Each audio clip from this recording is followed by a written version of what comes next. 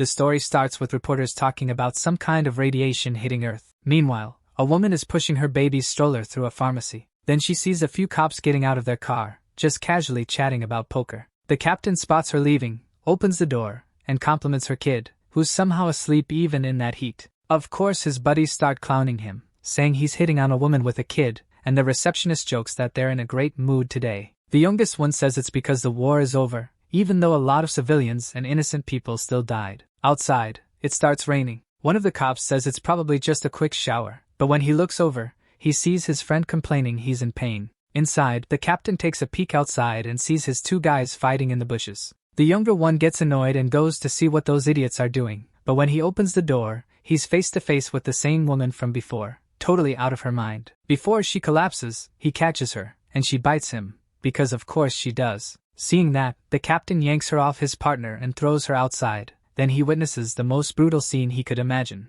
The woman tries to come back for another go at him, but the captain yells for the clerk to shut the metal shutters. And he does, leaving all the zombies outside. The captain turns around and says they're safe for now, but they need a first aid kit. What he doesn't realize is his buddy is about to turn into a zombie and attack him from behind. Since he's got military training, he doesn't go down right away and calls for help from the nerdy receptionist. But the coward just leaves him there to die and hides in a locked room. What he didn't know is his boss was in there too, ready to make sure he doesn't get paid this month. Meanwhile, the captain is this close to getting bitten. That's when he spots an outlet nearby and smashes it into the zombie's face. But the thing breaks and shocks both of them. He takes the chance to kick it away, then grabs a freezer and drops it on top of the brain eater. Finally, the Korean Rambo hits the floor. He apologizes to his buddy and grabs his phone to figure out what's going on. But when he tries to call someone, he realizes there's no signal. Things aren't looking great. He can't call for backup, and he can't go out into the rain right now. The good news is he's in a store, so there are plenty of supplies. But obviously this guy still doesn't get to rest, because the main character of this story needs saving. Remember the baby in the stroller? Yeah, he wakes up and starts crying like crazy. All of that happened 17 years ago, and that unit was basically wiped out by the virus. Now human life is basically just running from these monstrous creatures. While someone's drawing in a notebook, another person asks them to keep the story going. It's a young girl who was listening while she drew. The man telling it is that same commander. Lighting a cigarette, he says he managed to grab the baby and then got into the car. Even though she already knows the story, the girl asks him to tell it with more detail. Smiling, the man asks if she's already drawing in her notebook. She says, yeah, then walks over to the window to show him. Looking at the drawing, the cop says it makes him look way braver than he actually was. He tells her she's really good at drawing, but she says she feels like something's missing, so she's going to keep practicing. Then she asks him to keep telling the story about baby Andre. The old man says just hearing that kid's name gives him a headache. He explains he worries about leaving him alone, because the kid only ever does dumb stuff. A woman walks up and says the boy takes after him. Somewhere else, underground, mutant rats are trying to find humans. There are a bunch of them near the subway tracks.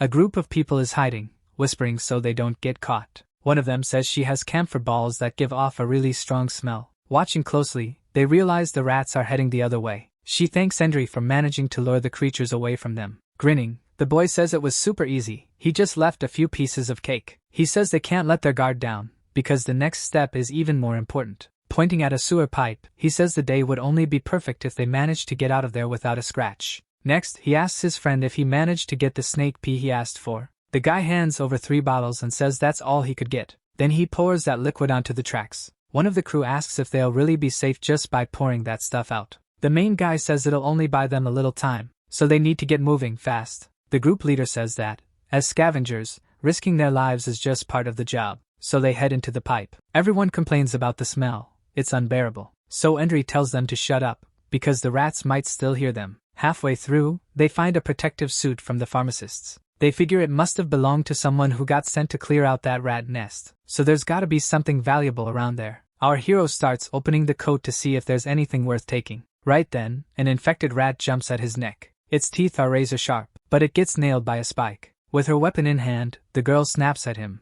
telling him not to touch anything. She also says his recklessness puts everyone at risk. Then he ends up getting flicked on the head. The others ask why she's so nice to the kid, and they keep walking until they reach an exit blocked by a gate. So the protagonist asks for a tool to open it. While he's working, his buddy tells him not to forget to keep the screws. After he unscrews it, he kicks it hard, sending the door flying. That's how they make it out on the other side of the subway station. He warns everyone to be careful in this place, and something a little ahead catches their eye. It's an unfinished subway station. They get excited, because with all the materials in there, they could get rich. They use those machines to take them apart and sell the parts. So the leader tells them to grab anything that's easy to carry, and that's exactly what they do. The young woman says Henry will be in charge of removing the gears. From up on one of the walkways, he tells everyone to turn off their flashlights. Looking in a certain direction, he asks his friend Wang to check out what that is. In one part of the underground, there's only an iron grate, and through it, they can see the stars. The protagonist is blown away. He's never seen them before. Even the leader starts crying from how emotional it is.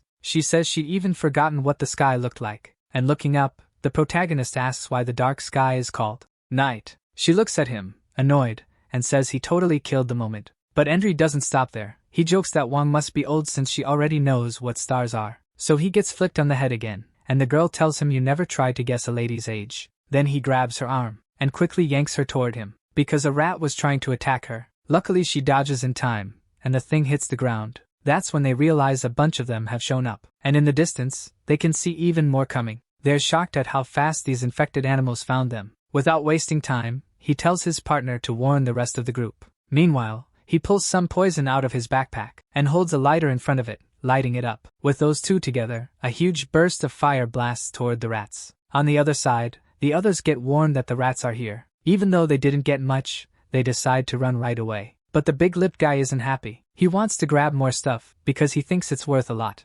Meanwhile, the protagonist keeps spraying fire at the creatures. He wonders why the others are taking so long to get out. Then his friend shows up and says they're coming. So he keeps doing his job, burning the rats. But it's really hard, because rats are pouring out from everywhere. So as soon as he buys a little time, he jumps into the pipe, and the creatures are right behind them. Panicking, he yells for everyone to run as fast as they can. But one of the infected rats attacks his shoulder. The girl already has her nail gun ready to protect her friend, and they keep running. Henry says they're almost at the entrance, and as soon as they get close, he makes a big leap out of the pipe. The long-haired guy grabs a bottle and tells everyone to get behind him. Then he lights it and throws it at the rats. It causes a huge explosion, sending the animals flying. He's relieved he spent his money on that bottle of gasoline, but our protagonist says it won't be enough, so they start running again. But halfway there, they realize something. Our hero points out that Jun Chao wasn't there with them. The other two are shocked too, because the whole place where they'd been had caught on fire. Not believing it, Henry asks if this is really happening. And right then, he starts hearing someone's footsteps.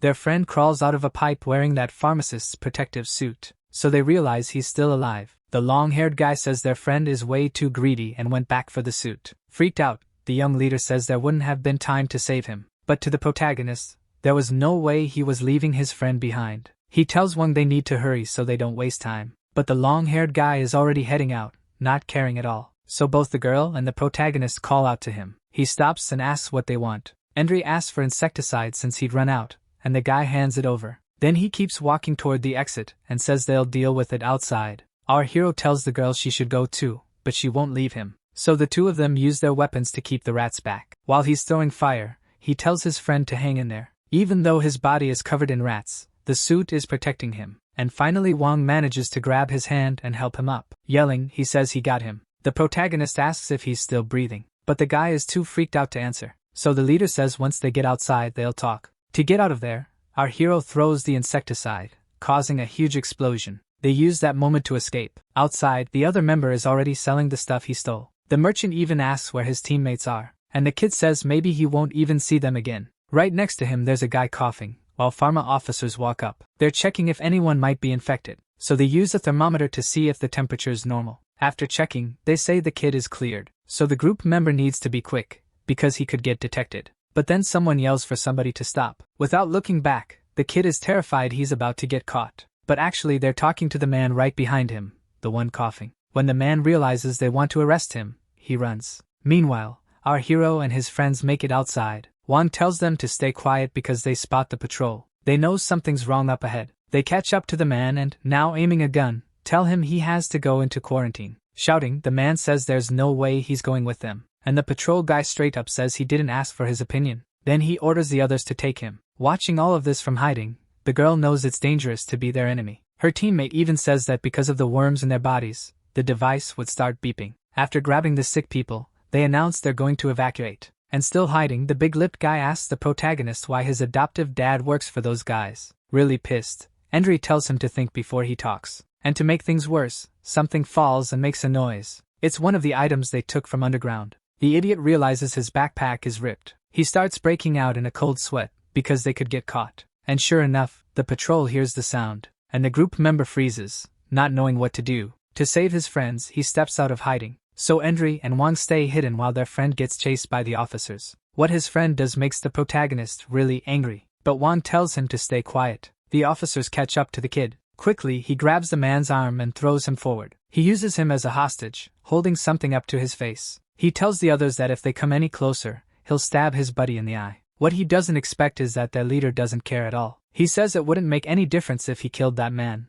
With this nasty smile, he says that in the end, both of them would wind up at the viral control center in body bags. Trying to stop that, the patrol guy fights back, grabbing the kid's hand. He says there's no way a child like him could take his life. And forcing as hard as he can, the protagonist's friend says he doesn't have a choice. But right then, one of the guys kicks him in the face. And then the guy drops to the ground. Kicking him over and over, the leader curses the kid out, saying he's already caused a ton of trouble. Once again, with that evil look in his eyes, the man says everything he said was true. So he and his men start fighting. The whole thing just makes our hero even angrier, because they don't care about anyone. And on top of that, they keep beating his friend nonstop. One says there's no way to help, because she knows those guys don't have mercy for anything. But before she can even react, the protagonist takes off running. He's dead set on helping his friend. He comes flying in with a jump and nails one of the guys. Next, he goes after that asshole leader. And that's exactly what happens. He punches him right in the middle of the face. Then he calls to his friends so they can get out of there. He asks if he's okay, and the guy says Endry shouldn't have come to save him.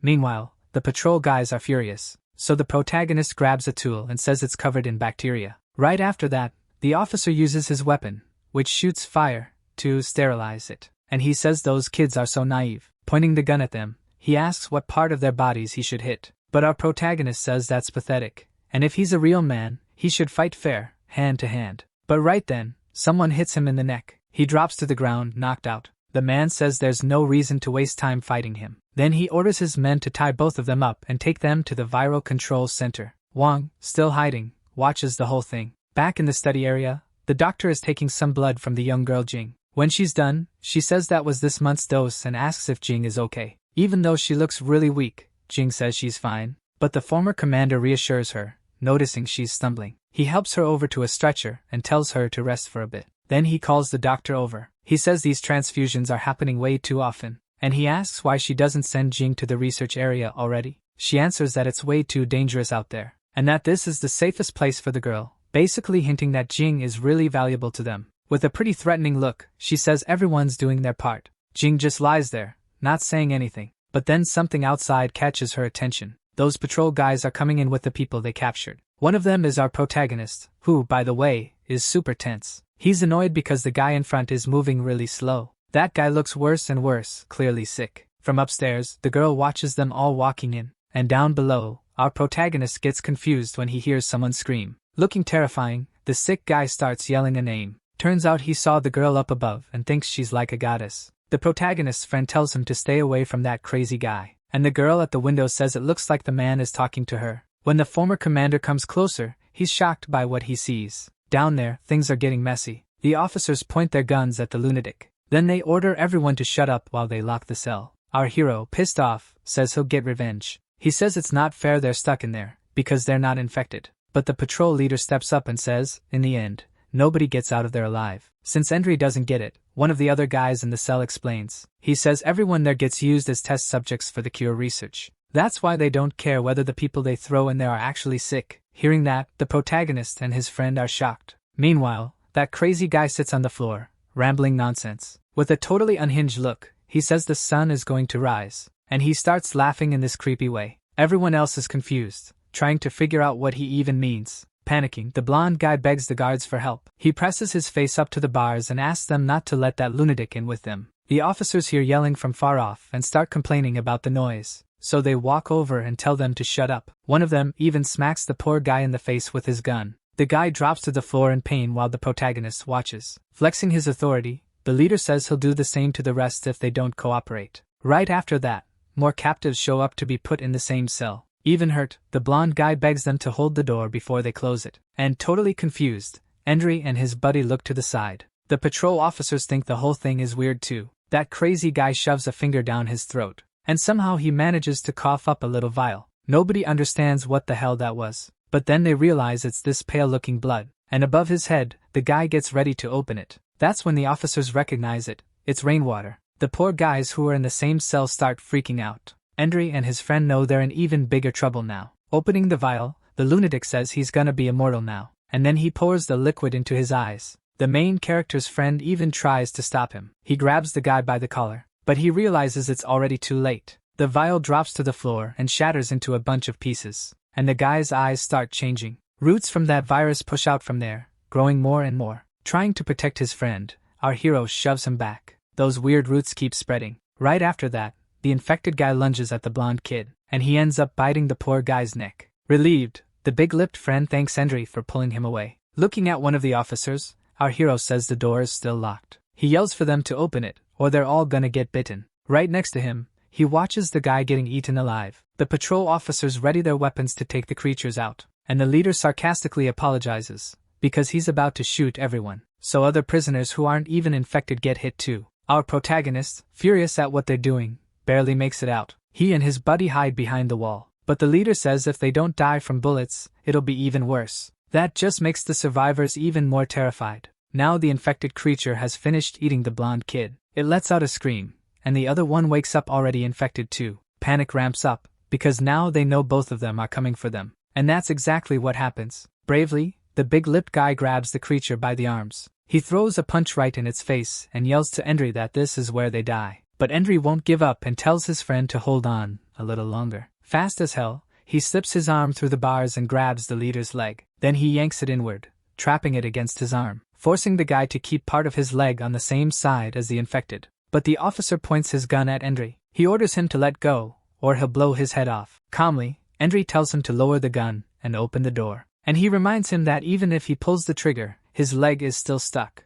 Meanwhile, things inside just keep getting worse, with more and more infected. With no way out, the leader finally tosses the keys through the bars. Endry lets go of his leg. Then he grabs the gun and the keys too. No hesitation, he aims at the two infected still standing, and tells his friend to duck. He lines up the shot, about to pull the trigger, but then he realizes the gun's empty. With a smug little grin, the officer leader shows he kept the ammo. Then he takes off running, wishing them good luck. Right away, Endry's partner yells at him to open the door. Sweating like crazy, the poor guy fumbles for the right key. After a few seconds, he finally gets it open. But when he looks back, he sees something horrifying. His friend has been bitten. He'd been holding the creature's mouth shut with his own hands just to buy Endry time. Crying, he tells Endry to go, and that they'll meet again in another life. Then he gets attacked in the neck. Meanwhile, the doctor, the girl, and the ex-commander head down the stairs, arguing about the vaccine. The woman tells the girl to stay safe until they succeed. But the girl feels alone, stuck there without knowing anyone. Her guardian agrees and is about to say what he thinks too. But then the sirens start blaring.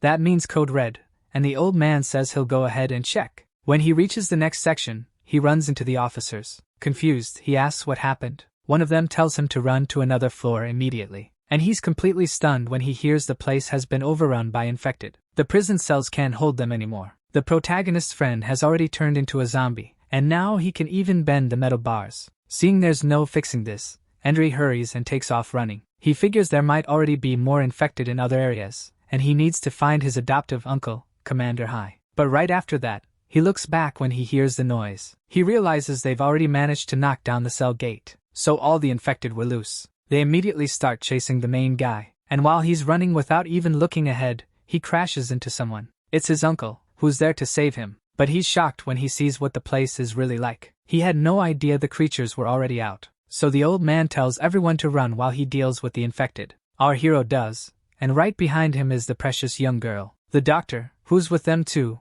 wonders how it's even possible there are so many infected in there, and shouting, he tells them to listen to High and get out of there. No time wasted. The old man starts firing and hits one of the monsters, but he's worried, because he doesn't think he has enough ammo to take them all down. Meanwhile, the infected one he shot is still alive, and its body keeps mutating more and more. The protagonist and the two women run up the stairs to reach the upper floor. At the top there's a door. Endry grabs it and tries to open it, but it seems jammed. The doctor explains that when the red siren goes off, the doors lock. They think they're done for, because the infected are getting closer. but Hai is still giving it everything, shooting at them. The blonde infected guy takes several shots to the head, and with that, he falls backward on top of another one. Then Hai yells that this is their chance to get out, but the creature quickly gets back up and starts following them again. Nearby there's another door, and luckily Endry manages to open it. That place is the quarantine zone tunnel, and after shooting at the creature coming toward them, the old man tells Endry to shut the door. The kid does, but the door is really heavy, so the infected manages to stick its hand into the gap that's still open.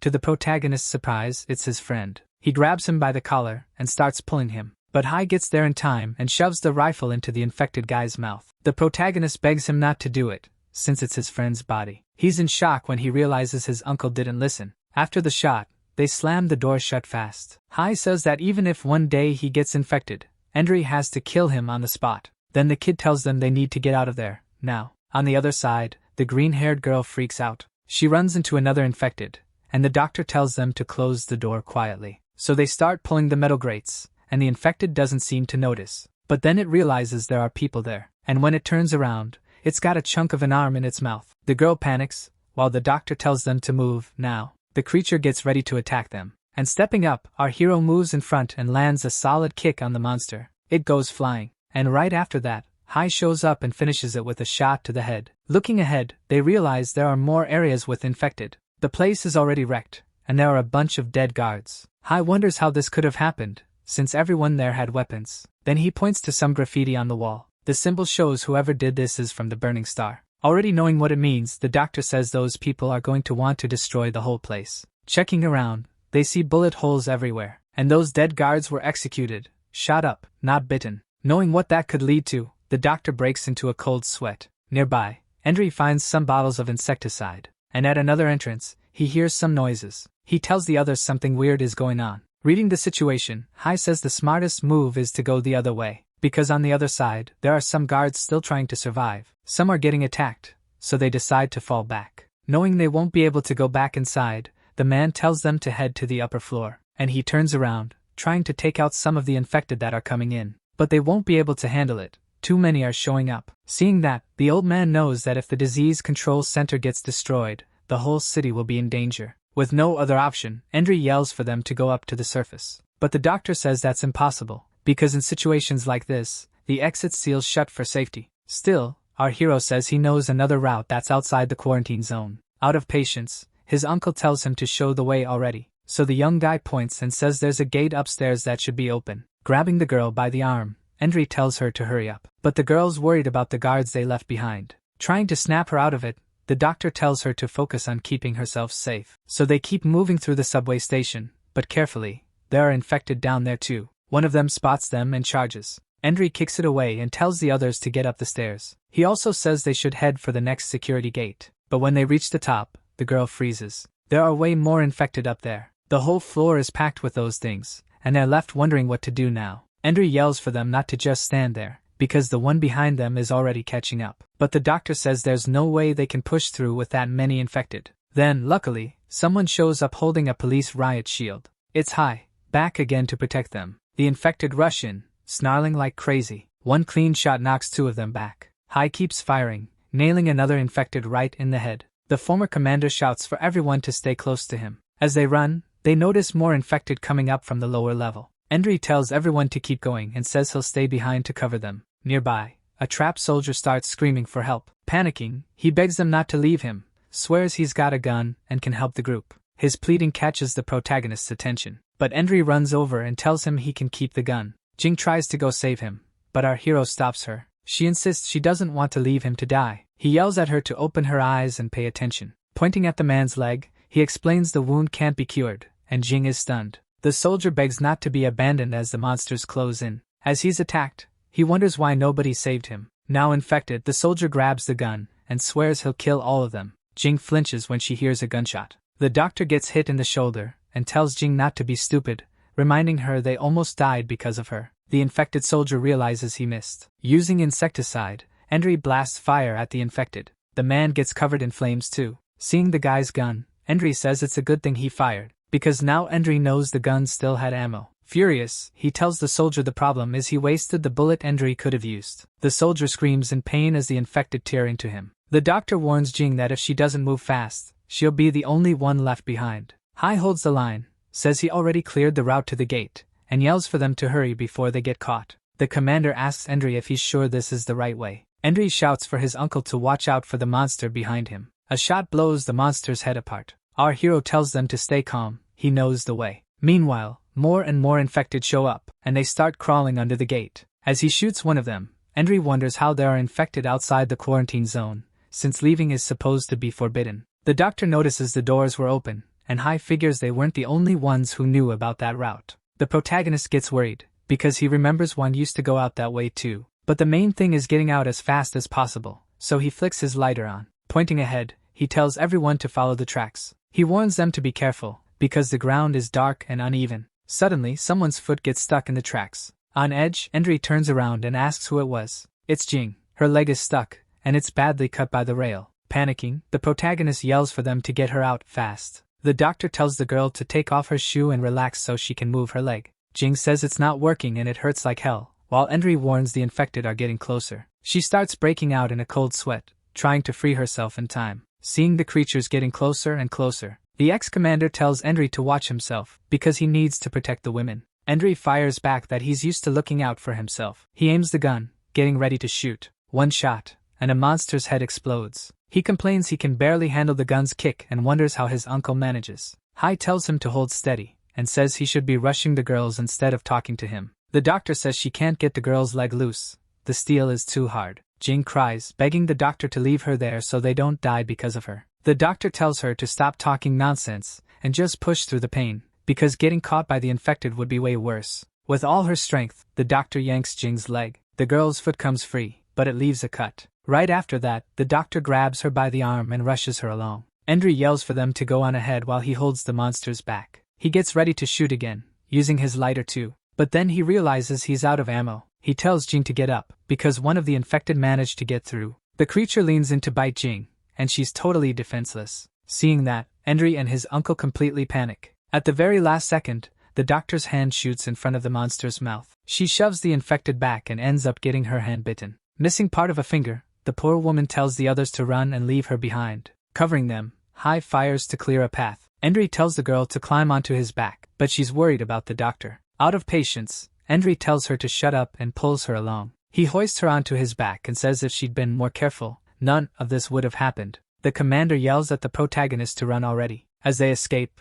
Jing cries desperately for the doctor. Hai calls out for her. Already surrounded by monsters, the doctor says there's no saving her. But she tells them to go, and that she'll hold the creatures off as long as she can. In her final moments, she asks them to protect Jing, because she's everyone's last hope. Hai salutes the doctor and tells her not to worry. Then he shouts, promising he'll finish the mission. Turning his back, he gets ready to run. Hai runs as fast as he can, leaving the doctor to be eaten by the monsters. As she starts to change, she remembers something. Little Jing was holding the doctor's hand and asking where they were going. The doctor just says she'll find out soon. Back in the present, the infected tear the doctor's clothes apart without mercy. One of the stronger creatures lets out a terrifying scream. The horde completely devours the woman's body. Hai says the time the doctor bought them will be enough to get away. Our hero explains the plan. Climb up through a chimney to reach a subway station and, from there, find an escape route. He notices Jing on her knees, crying, and calls to her. She's crying hard over the doctor's death. Through sobs, Jing says she didn't step on that on purpose.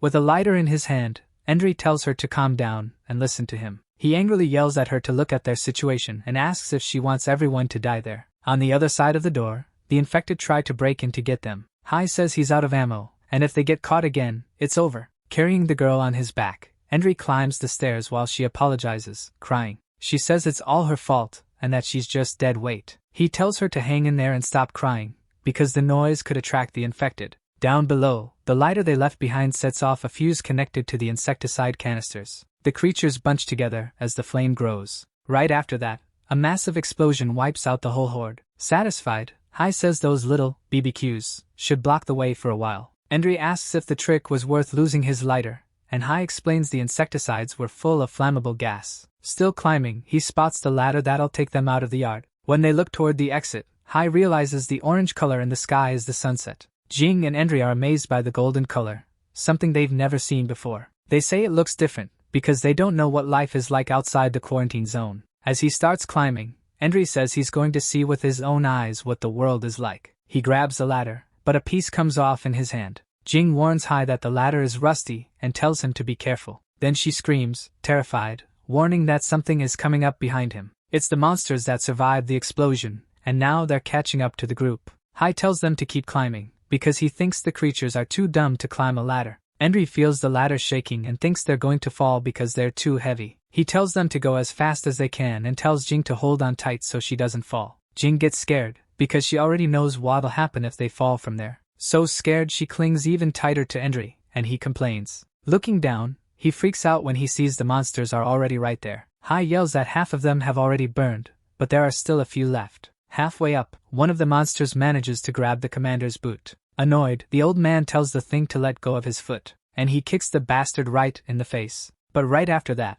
another one grabs on again. Hai shouts not to worry, saying he's got it. Henry says he's more worried about the ladder, because it's already making those about to snap noises. One of the screws comes loose, and the guy warns that if this keeps up, the ladder's going to fall. Down below, the monsters pile up, trying to reach them. The commander realizes the ladder won't hold and yells for them to get out of there before it breaks completely. And it doesn't take long for the ladder to snap right where it was rusted. Jing and our hero freeze when they see the whole thing splitting apart. The protagonist steps on another weak rung. With the swaying, Henry yells at the girl to stop moving. Jing grips the guy's neck tight so she won't fall. Our hero complains she's going to snap his neck. With only a little left to reach the top, he tells her to climb onto his shoulders so she can get out. Terrified, Jing looks down and realizes her Uncle Hai isn't there anymore. The ladder breaks in half, and the ex-commander ends up on top of the infected. The creatures look up, ready to tear him apart. Facing that, Hai thinks he never imagined his life would end like this. Our hero tells Jing to get off his back and look for something to help save Uncle Hai, but she doesn't even know what to look for. Pissed at the question, Henry yells at her to just go. Hanging from the broken ladder,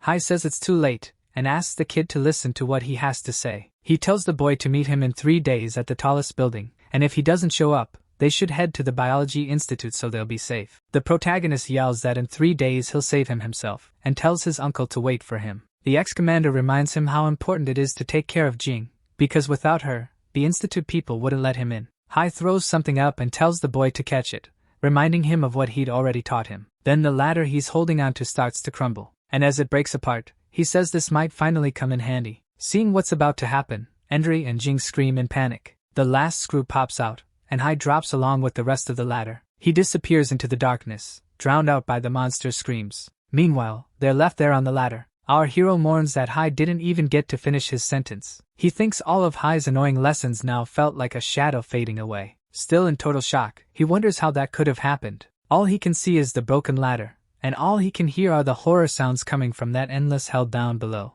Jing finally reaches the top and cheers that they made it out. As he climbs out, Henry says they'll be safe for now, but the girl is in tears. Angry, he tells her to shut up. In his head, the protagonist is sure his uncle would find another way. The scene shifts to the past, with Hai telling young Henry to pay close attention. The ex-commander teaches him how to make a fire by rubbing sticks together, and says it's pretty easy. Then he hands the kid a tool, saying that with that, he'd never have to worry about starting a fire. Young Henry lights a lighter, and says that's way more convenient. Hai explains that one day the lighter would run out of gas, and that this old thing could save his life. The kid gets the point and takes the tool his uncle offered. Henry asks his uncle to teach him useful stuff so he can protect them in the future. With a caring gesture, the old man says it'd be good for the boy to know how to take care of himself. Young Henry says he'd never be alone, because he and his uncle were the strongest of all. And with the fire lit, Hai jokes with the kid, saying then he'd be the one being protected by the little guy. And now, staring at the stiletto his uncle threw him, Henry thinks that in the end, he was always the one being protected. Jing keeps crying hard too. Then she calls out to Henry. Trying to play it off, he says the sunlight is really strong. Standing up, he tells her to stop crying. Our hero says they need to get out of there, and reach the TV tower in 3 days to meet Uncle Hai. With tears in her eyes, Jing asks how that's even possible, and the protagonist cuts her off, grabbing her. Carrying the girl, he says they need to find somewhere safe so he can take care of her injured ankle. As they go up the stairs, Jing looks around and asks where they are. Henry thinks that even though they escaped death, the place they ended up in was basically a real-life version of hell. The girl realizes this is the place people were so desperate to return to. In front of them was a world in ruins, a city destroyed even before the war had ended. The ruined city was completely silent, which made everything even creepier. Jing says the place is huge, but it feels totally empty. Still carrying her, the protagonist says he thought the surface world would be packed with infected, like the tunnel they came from. He explains the monsters don't like light, so they hide during the day, but at night, everything changes. Jing apologizes for her injury, saying she's slowing them down. Endry scolds her, and says he'll find a safe place to set her down soon, even if he hates how things are right now. Suddenly, a loud sound grabs his attention. He asks if she's hungry, but she says no. The girl realizes the noise is coming from the sky, dark clouds rolling in. The two of them watch, scared, as the clouds move toward them. The protagonist yells that if they don't hide from the rain that's coming, they're completely screwed. While they run, the girl asks if it can rain while the sun's still out, and Endry says yeah. And soon the drops start coming down harder, but Jing reminds him the infection only happens if the rainwater touches your eyes. She says they should hide anywhere, but Endry wants to find the safest spot possible. The girl realizes that with rain like this, it'll be impossible not to get water in their eyes. She tries to cover Endry's eyes to protect him, telling him not to look back. But the boy feels something and wonders if he got touched. Turns out the girl was climbing up onto his neck. She sits there and pulls her dress over his head, saying she'll protect him. Their hero complains that he feels something wet. Embarrassed, Jing says it's just the rain and tells him to hurry and find somewhere safe. Looking around, he complains there's nowhere safe, just rubble. He points to a shop and says the windows look like they're still in decent shape. They reach the entrance and duck inside. Using his tactical knife, he tries to pick the lock. He manages to open it, and when he looks in, he sees the place is in pretty good condition. But as he steps inside, he sees the silhouette of a woman. Then he sees another silhouette and freaks out. But it's just a mannequin. Jing even says she's seen something like that in a magazine, so she figures it's a clothing store. Jing says the clothes are clean and that she wants to find something to wear. But after checking a few items, Endry realizes it's an adult store, and it would be a really bad idea for her to wear that stuff. Trying to play it off, he says he's going to look for supplies to treat her injury. Then he finds some plastic bottles, and says he's going to fill them with rainwater to wash her wound and prevent infection. Watching the rain fill the containers, he thinks the sound of drops hitting the glass is actually kind of nice. While the rain pours outside, they stay quiet. Embarrassed, Jing says she gets what he meant now. Holding up a piece of lingerie, she realizes this isn't a normal clothing store. The protagonist doesn't hear her because he's busy breaking a piece of wood. He asks why she pulled part of the furniture off, and she says it's for firewood. Flustered, he's shocked when he looks at her. The girl tries to explain her outfit choice. She comes out dressed like a maid, saying even though it's short, it was the only thing that wasn't worn out. Annoyed, the protagonist complains about the weird stockings full of holes. She says her injury is swollen and the air is cold. Up above, the rainwater he collected is boiling over the fire. He used a shelf grate to hang the clothes and boil the water. Jing asks if the bottle is made of some special heat-resistant plastic, and he wonders how she's even survived this long. The girl gets irritated at the comment. Right after that, Endry says the water should be ready. He distills the boiled water and says now they've got enough so they won't die of thirst. Endry asks why she's staring, and explains the water has to be filtered, or they'll get infected. Jing doesn't say anything, leaving Endry feeling awkward. He offers her the bottle, telling her to drink, since there isn't much and it won't really quench her thirst anyway. The girl thanks him, and says the rest can be used to clean her wound. Out on the porch, he gets ready to treat it, and asks if it's still hot. As he pours the water, he explains he needs to drain the blood and tells her to brace herself for the pain. Nervous, she agrees and says she'll tough it out. Using his fingers, he squeezes the wound to drain all the pus. Her scream of pain echoes through the silent city. Night falls, revealing a sky full of stars. With her foot already bandaged, Jing falls asleep, still mumbling. She's sweating a lot. Meanwhile, our hero thinks about how the rain doesn't affect her, and that the stories about her are true. He wonders how the doctor and Uncle Hai fought so hard just to protect one person. Suddenly, a distant scream for help puts him on alert. He kicks the metal grate, and quickly puts out the fire. Jing wakes up at the noise and asks what's going on, but Endry quickly covers her mouth, telling her to be quiet. In a whisper, he warns her someone's coming after them. Downstairs, someone was bleeding. The man is being carried by his friend,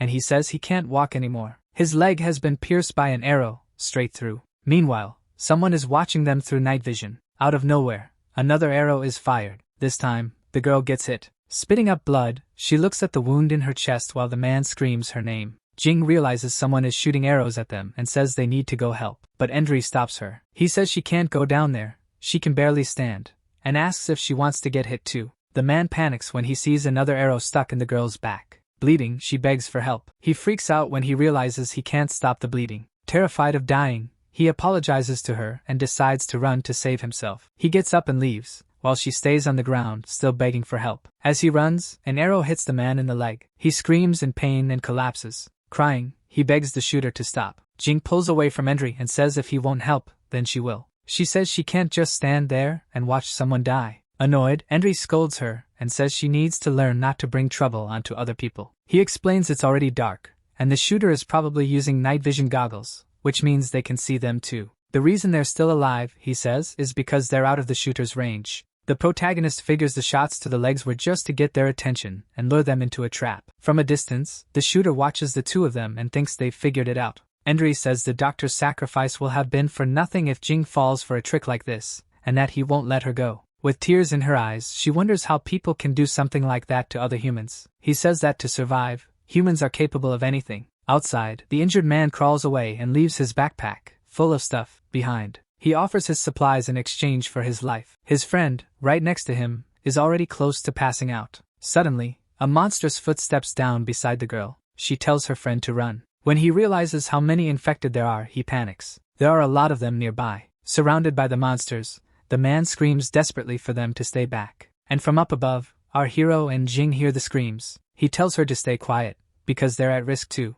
All of a sudden, a loud noise startles him. When he turns around, he sees Jing collapsed on the floor and asks what happened. Holding her, he asks why she suddenly fell, and she complains that her head hurts really bad. He realizes she has a really high fever and figures her wound got infected. Just rinsing it with water wasn't enough, and her leg is even more swollen. Jing says she's fine and that she's had a bunch of vaccines, so she just needs a good night's sleep to get better. Angry, he yells that an infected wound isn't the same as a regular flu, and that if they don't treat it, she'll get sepsis. He says she needs an anti-inflammatory ointment, and tells her to rest while he goes to look for something. As he searches for medicine, he gets frustrated when he realizes it's all useless. He realizes there are probably no meds left in the pharmacies, and wonders if he should go after the shooter. When he looks out the window, he gets an idea. He tells Jing he knows where to get the medicine. That backpack outside probably has food in it too. The girl begs him not to go, saying it's way too dangerous because of the shooter and the infected. He covers her with a shirt and tells her not to worry, he's not like her. And he says that without him, she'd die from sepsis, tetanus, or the shooter. Then he rips a piece of fabric and ties a rope to his pants. He tells the girl that her Uncle Hai gave him the job of looking after her, so he has to do it. Still, Jing is terrified.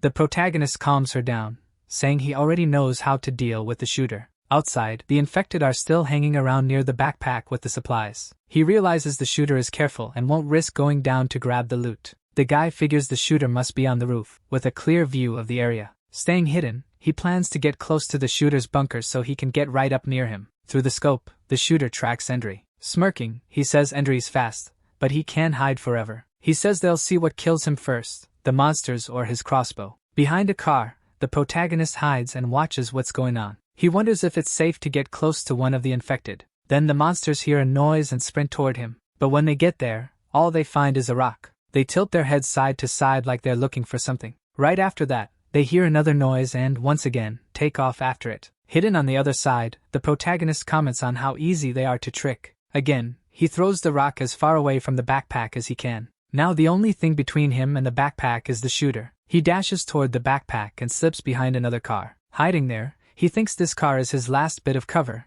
and he's just one move away from the backpack. It's only a few steps away. Through the scope, the shooter says Endry's about to step into his line of sight. Impatient, he wants the hero to hurry up and come out from behind the car. As soon as he can see Endry's head, he gets ready to shoot. An arrow flies at high speed toward the protagonist. The shooter celebrates the perfect shot, 10 points. Confused, he looks through the scope again. His target didn't drop. Furious, he realizes he actually hit a mannequin and wonders how Endry dared to trick him. The protagonist says the shooter's good, but luckily he had the mannequin to test him.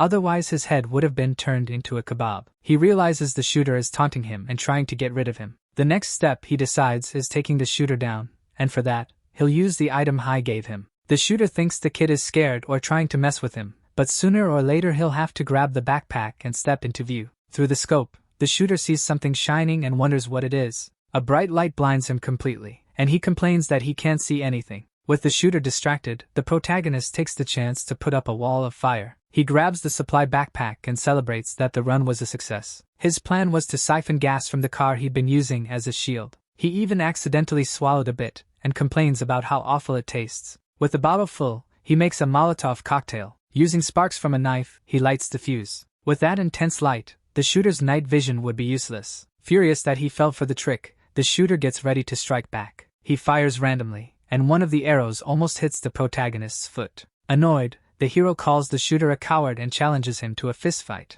Suddenly, the infected start coming back, drawn by the noise. One of them attacks the protagonist from behind. Endre quickly ducks, trying to throw it off. He manages to do it, but more are closing in. The protagonist realizes that with this many monsters, he won't be able to make it back to the shop. He's been spotted, and if he goes back the same way, Jing will be in danger. Surrounded on all sides, he decides to head left to draw the monsters away, then figure out how to get back. As he runs, he yells for the monsters to follow him, but he freaks out when he sees one of the infected running on all fours like an animal. Endre wonders if the number of monsters just keeps growing. He needs to come up with a plan, because if he keeps running like this, he's going to wear out. Out of nowhere, a huge monster jumps him, but he manages to dodge. Endre ends up trapped, with monsters in front of him and behind him. With nowhere to go, he spots an abandoned bus and decides to use it as shelter. One monster manages to grab his foot and tries to yank him out of the bus. He kicks it right in the face, but it refuses to let go. To make things worse, another infected shows up at the window next to him, and it grabs one of his arms. Endre immediately breaks free and pulls himself back inside, and he manages to get in and wait for things to calm down. But he's terrified of getting dragged out again. Annoyed when he sees the steering wheel is broken, he says he knew this was gonna happen. Then, out of nowhere, a weird-looking monster appears right in front of him. Using the broken steering wheel, he smashes the creature in the head with all his strength. From the impact, the monster's head bursts into a bunch of pieces. More infected try to get into the bus from the back. Two huge creatures grab him by the shoulders, trying to bite him. Luckily, he manages to slip his jacket off in time, leaving it in their hands. His situation was seriously bad, but he says at least he still has his backpack. Except the infected are already starting to get in. Realizing the monsters are going to follow him into the bus, he decides his only option is to jump. When he looks out the window, he panics. The bus is completely surrounded by monsters. Outside the bus, an infected tries to climb up. More monsters close in, trying to get into the vehicle any way they can. Up on the roof, the protagonist lets out a relieved sigh and says that was way too close. He notices the monsters' coordination is awful, which means they won't be able to reach the roof. Relieved, he figures he's safe for now. Opening his backpack, he finds a bunch of supplies and a med kit, just like he expected. He drinks some water to kill his thirst. The kit has everything Jing needs to recover, and he takes the chance to eat a little too. But he complains it tastes like paper. Reading the wrapper, he sees the biscuit has all the nutrients you need, except flavor. Tossing the wrapper aside, he says he only ate it because there's nothing else. Endre thinks that if he can get away from this group of monsters, his Uncle Hai shouldn't have any trouble escaping either. Lying under the starry sky, he feels more confident. He decides not to sleep, scared he might roll off the bus roof. Suddenly, a weird hand wakes him up. Freaked out, he sits up and realizes he must have dozed off. When he notices the sun coming up, he sees something strange. A monkey ate all the cakes he had in his backpack. Shocked, he's like, "What the heck is that?" The monkey gets mad and starts yelling at him. Then, all of a sudden, a bunch of other monkeys show up. Panicking, he realizes his backpack is completely empty. Pissed, he yells at the monkeys to give his stuff back. He tries to chase them,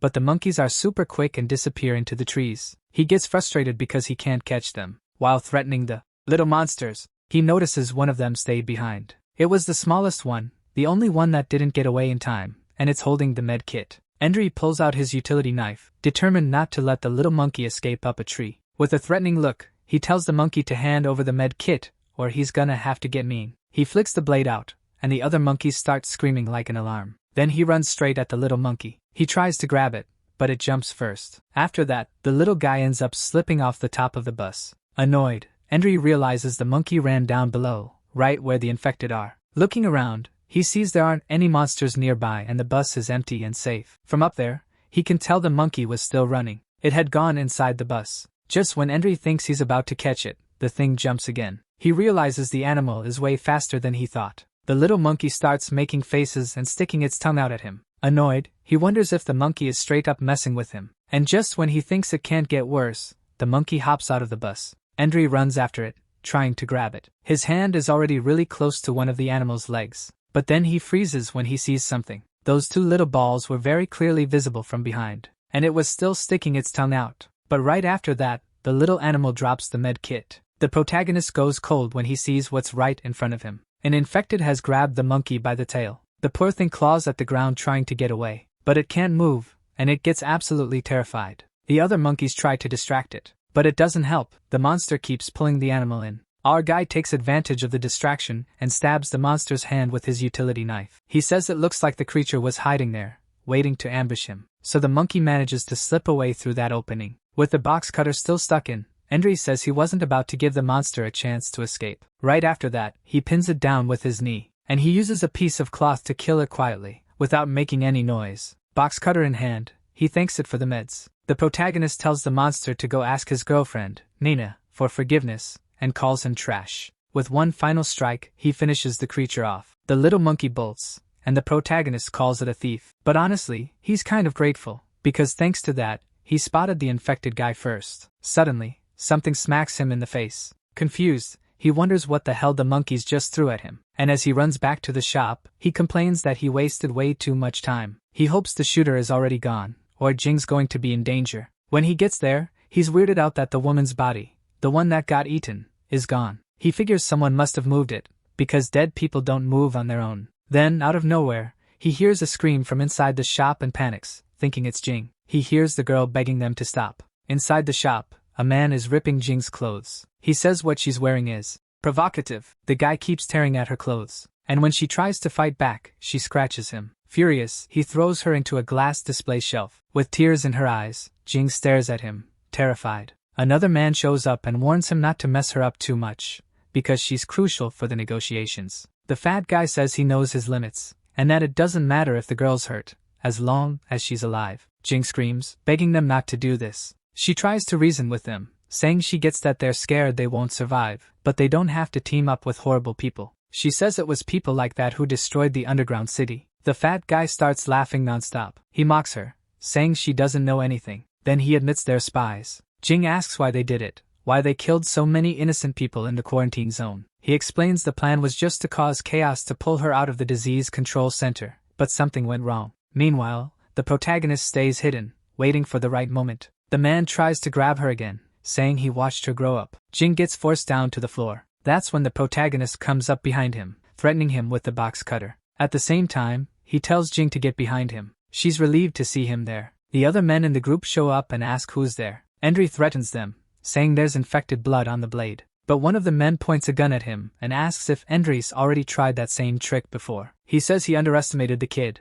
and that he didn't die on the day everything went to hell. Our hero recognizes him as the patrol guy who left him in the cell. The other guy just stands there, listening, not understanding any of it. Then the ex-patrol guy says that in the end, Endry's going to die by his hands. Panicking, the fat guy begs him not to shoot. The others freak out too. Endre yells for Jing to duck. With a clean shot, the head of the man who was holding her explodes. The shooter complains that he hit his own partner. Our hero takes the chance to grab Jing and throw himself down the stairs. Pissed that he lost his target, the deserter says he's not letting him get away again. He says the girl was the important one, so they could just get rid of Endre. Using the chaos, Endre grabs Jing and runs, but he complains his waist hurts. The shooter starts firing everywhere. By a hair, our hero manages to escape. The big guy tells his friend to stop shooting, because there's nowhere for them to run anyway. In Endry's arms, Jing warns him they're getting close. Right then, another shot goes off. The protagonist dodges, and it hits the door instead. Now outside, someone comes closer.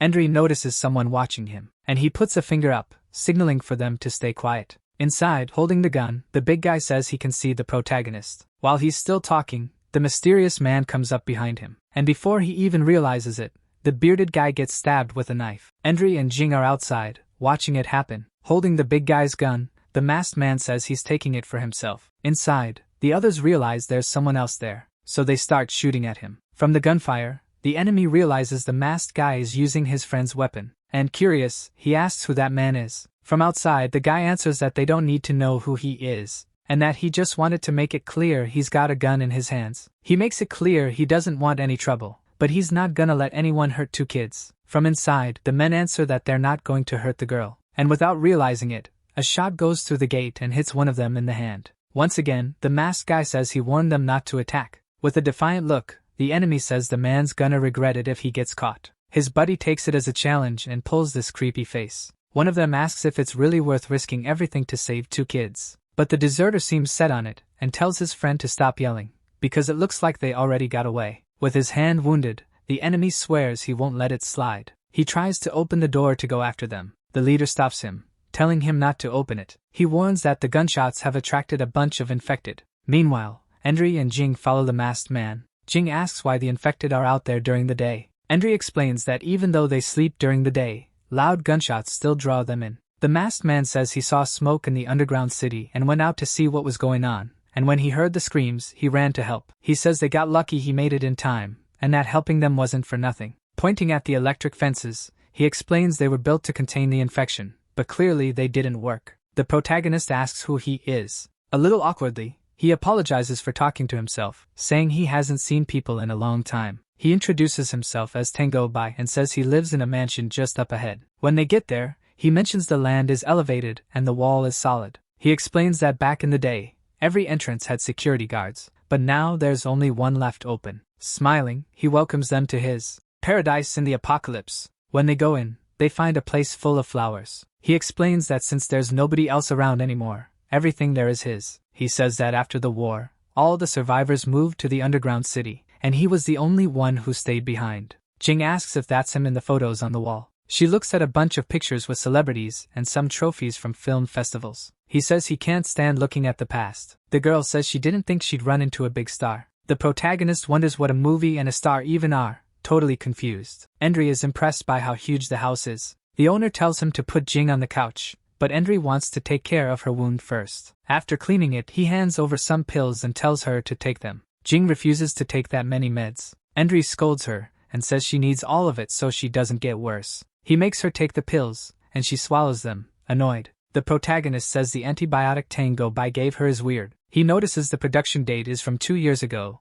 and wonders how Tang got something from the disease control center. Jing calls him out for doubting the guy, saying if it weren't for him, they'd be dead. She tells him to chill and stop worrying, calling him a pain. Annoyed, he asks why she's looking at him like that and if the fever messed with her brain. The scene cuts to a bloody place. Tang is there, calling out to someone, saying it's his love. On the floor, there's a pair of scissors covered in blood. In the flashback, a young woman had hurt herself with the scissors and complains that her eyes are burning. As she writhes, the man tells her to rest and that he'll heat up water to clean her eyes. But flowers start sprouting from her eyes. She grows fast, becoming huge. The scene returns to the present, with Jing asleep on the couch. Endri asks Tang why he looked so shocked when he saw Jing. He apologizes and says he was just thinking how uncomfortable it must be to sleep like that. The protagonist asks where he's going with the suitcase. He explains it's full of freshly picked vegetables from his greenhouse. He says he sells some of the vegetables on the underground city's black market. That's how he got the medicine for Jing. Feeling embarrassed, the hero realizes he suspected him for no reason and asks how he can repay him. Tang says he doesn't need anything in return, but if he really wants to help, he could do him a favor. He asks Endri to grab some vegetables from the greenhouse for dinner while he heads out, and the protagonist agrees. In the greenhouse, Endri gets thoughtful while looking at the plants. He realizes he has no clue how to tell if the vegetables are ready to pick, since they all look green. So he decides to go for the one that looks the biggest. When you spot a plant you recognize, you can already guess what it is. The scene cuts to a flashback. A guy uses a device to measure pollution in potatoes, warning them not to mix them with water. That's Wan Shu, and she says she wants to take the whole basket of potatoes. But the seller says that with the bullets she has, he'd only sell her half the basket. Annoyed, Endri butts in and says the ammo she has is enough to buy 2 barrels of gasoline. The seller explains that vegetables are expensive because they're hard to get, unlike gasoline, so Wan Shu says she'll just forget it. And, nervous, our hero tells her they'll come back another day. Wan Shu tells them to stop talking nonsense,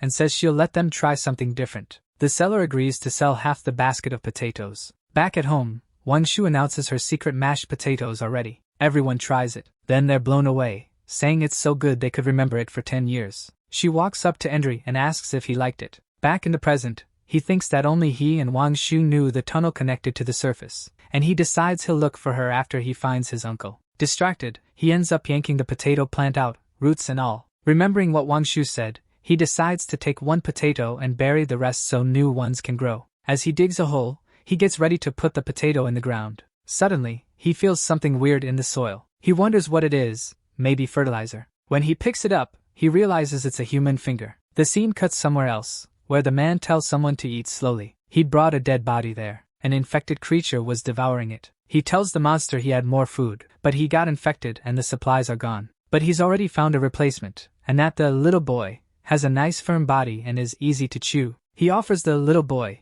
to the creature, saying it'll be right up its alley. He says Jing can stay alive to help him around the house. The creature gets angry and lunges at him, making Tang go by fall backward. Nervous, he starts cursing at it. Grabbing a piece of wood, he gets ready to hit it. He smacks the creature hard in the head, saying it needs to be taught a lesson. Pissed off, he says it keeps trying to bite him even after everything he's done for it. He says he has to take care of everything day and night. Then he curses at it again and hits it again, snapping the wood in half. In the corner, the infected one keeps grumbling. Tango Bai watches it with a creepy smile. Reaching out his hand, he says the creature is right. He puts his hand on its head and says it should be gentle, and that it should rest in peace. Then he whispers that if that girl ever gets annoying, he'll put her in a suitcase and bring her to the creature. Back in the greenhouse, our hero wonders why there are human bones buried there. Furious, he realizes the man is using human bones as fertilizer. He understands the man has been lying the whole time. Nothing he said about going to the city at dawn made any sense. He concludes the crossbow shooter was actually Tang himself. Mad at himself, he realizes he was an idiot for bringing Jing straight into the shooter's den. Suddenly, Endry feels his legs go weak and he collapses to the floor. He realizes it was the water he drank, and that the weird taste was something the man put in it. Angry, he blames himself for getting tricked, and for letting Jing talk him into not being suspicious. His head starts pounding and he feels like he's about to pass out. He fights to stay awake. Pressing an acupuncture point, he tries to keep his breathing going so he won't fall asleep. He heads down the stairs, determined not to let his bones end up as fertilizer. The masked man comes back to the house. With a smile, he says it's time for the next act. He opens the door and calls out to them, saying he's back so they can have lunch together. He realizes they're not there, and wonders if they didn't eat anything. He opens the bedroom door and says they must be starving. Suddenly, he hears a noise. He realizes it's coming from the kitchen, and that the meds are kicking in. As he goes down, he hears the sound of someone vomiting and asks if the protagonist is okay. He asks if that sound is vomiting, and explains he put a sleeping pill in the drink to help them rest. He says it's not good for the body to keep throwing up like that. Smiling, he says the boy must be overthinking things. He opens the door and offers to explain if there are any questions. In the kitchen, the main guy is holding a pot in his hands. The second Tang gets close. Endry makes his move, and right then, the man realizes he's about to get burned. Pissed off, the protagonist throws the pot of boiling water in his face, telling him to keep up the act. The man screams in pain, yelling that it's hot. He tries to wipe it off, but his skin is already badly burned. The protagonist shoves him into another room and locks him in. From inside, the guy curses our hero out and complains about the pain. He wonders how Endry was still awake, and how he figured out the hot water. Furious, he says he wanted to be nice and kill him in his sleep, but that he's just trash who doesn't know how to appreciate his performance. Then he notices the door doesn't even have a key, but he still can't open it, because outside Endry jammed it with a chair. Totally worked up, he says he'll get our hero when he gets out. He swears he'll make him suffer and kill him slowly. Going down the stairs, the protagonist forces himself to stay awake. He runs to wake Jing, who is still asleep. When she won't wake up, he throws her over his shoulder. Then he hears a noise and looks over. The man starts hacking at the door with a knife. Laughing, he says there's nowhere to run, because the doors are locked. Then Endry grabs something. He picks up a trophy to use as a weapon. He winds up and throws it at part of the glass door. But to his disappointment, it doesn't do anything. He's shocked at how tough the door is. At that moment, Tang manages to shove the chair out of the way. He laughs and says all the glass is bulletproof, and his house is basically a fortress. Coming down the stairs, he says hide and seek has started, and he wanted to see if the kid was any good at hiding. The protagonist realizes the drugs are strong, and he's not going to last much longer. Then he spots the open hall windows and runs for them. Suddenly, he freezes when he runs straight into that bastard blocking the way. Without hesitation, Tang attacks, asking where Endry thinks he's going. Then he starts landing blow after blow on him. Trying to protect Jing, our hero ends up cutting his arm. Now he's trapped, not knowing what to do. Up close, Tang says there's nowhere left for him to run. But he notices an open door next to him. So Endry slips into the room and tries to shut it. But the bastard wedges a hand in, trying to stop it. He threatens to slice the protagonist into little pieces. The door starts giving way under the hits. And then Tang shoves hard, knocking Endry and Jing down. Unfortunately, our hero falls toward the stairs and tumbles all the way down. At the top, with Jing, Tang cackles at the whole thing. The man turns on the light in the creepy place. The protagonist wakes up, not understanding where he is. He freaks out when he sees a bunch of backpacks and suitcases hanging on the wall. Tango Bai walks up and asks what he thinks of his loot. He grabs him by the hair and yanks him up. He says anything people leave behind ends up in his collection. Then he drags him out of the room. Jing is sprawled on the floor, watching everything in fear. Meanwhile, Tang keeps dragging Endry outside. The girl cries quietly, unable to do anything. Outside, the man dumps the protagonist into a shopping cart. He comments that he needs to pick up some supplies. Jing hides behind a bush, wondering where he's taking Endry. Limping, she decides to follow them, even though her injury still hurts. With a trophy in her hand, Jing gets ready to attack the guy from behind, waiting for a chance to save the protagonist. Meanwhile, Tango heads toward an area full of roots. Jing follows quietly, trying not to be seen. Suddenly he turns his head, and she ducks, scared she's been spotted. Looking at Endry, he says the kid is drooling a lot with the sun hitting his face. He says he's going to take care of a few things and then come back to play with him. Relieved, Jing realizes that was way too close. Then she suddenly hears a scream. The man goes down the stairs and into a basement. He complains about the traps on the fence and how ignorant idiots ruined his moment. And while he messes with something down there, he swears he'll get revenge. Still hiding, Jing panics when she realizes there's an infected person asleep on the floor. Outside, the mansion looks calm, but you can hear screams. The siren at the gate starts blaring. The deserter patrolman's partner asks for help getting the trap off. The man replies that he warned him to be careful. He says he doesn't think he can help him. Annoyed, he says the guy screamed so loud that whoever set the trap must have heard it, and that if they stay there, they're screwed. Tang runs toward the noise. Hiding, he realizes the sound came from that spot. He finds the body of the man who fell into the trap and calls him an idiot. He figures the guy lost a ton of blood and died because he wasn't watching where he stepped. He assumes the guy tried to take a shortcut and ended up paying for it. Smiling, he says the harvest was good and that the man showed up at the perfect time. Suddenly, he gets attacked and panics. The guy who pretended to be dead grabs his foot. That's when the bastard realizes he walked right into a trap. Meanwhile, outside, the deserter gets ready and fires. It's a direct hit, sending Tang flying. The other guy is even impressed by how good the shot was. Right after that, the deserter heads to the gate and thinks about going into the mansion. There's probably useful stuff inside. So his partner warns him to watch out for the spikes on the fence. But the shooter gets confused when he looks at Tang. He realizes Tang's body didn't spill a single drop of blood. Then, out of nowhere, a crossbow shows up. Tango is still alive. Turns out he's wearing a vest. And then all hell breaks loose, shots flying everywhere. The deserter ducks fast to avoid getting hit. With a hand on his chest, Tang says he took a few precautions. Still, he complains the impact was brutal. Standing up, the ex-patrol guy says it's too late to regret messing with the wrong person. He wants them to hand over Jing, but the long-haired guy says there are more traps in his house. Hearing that the house is his,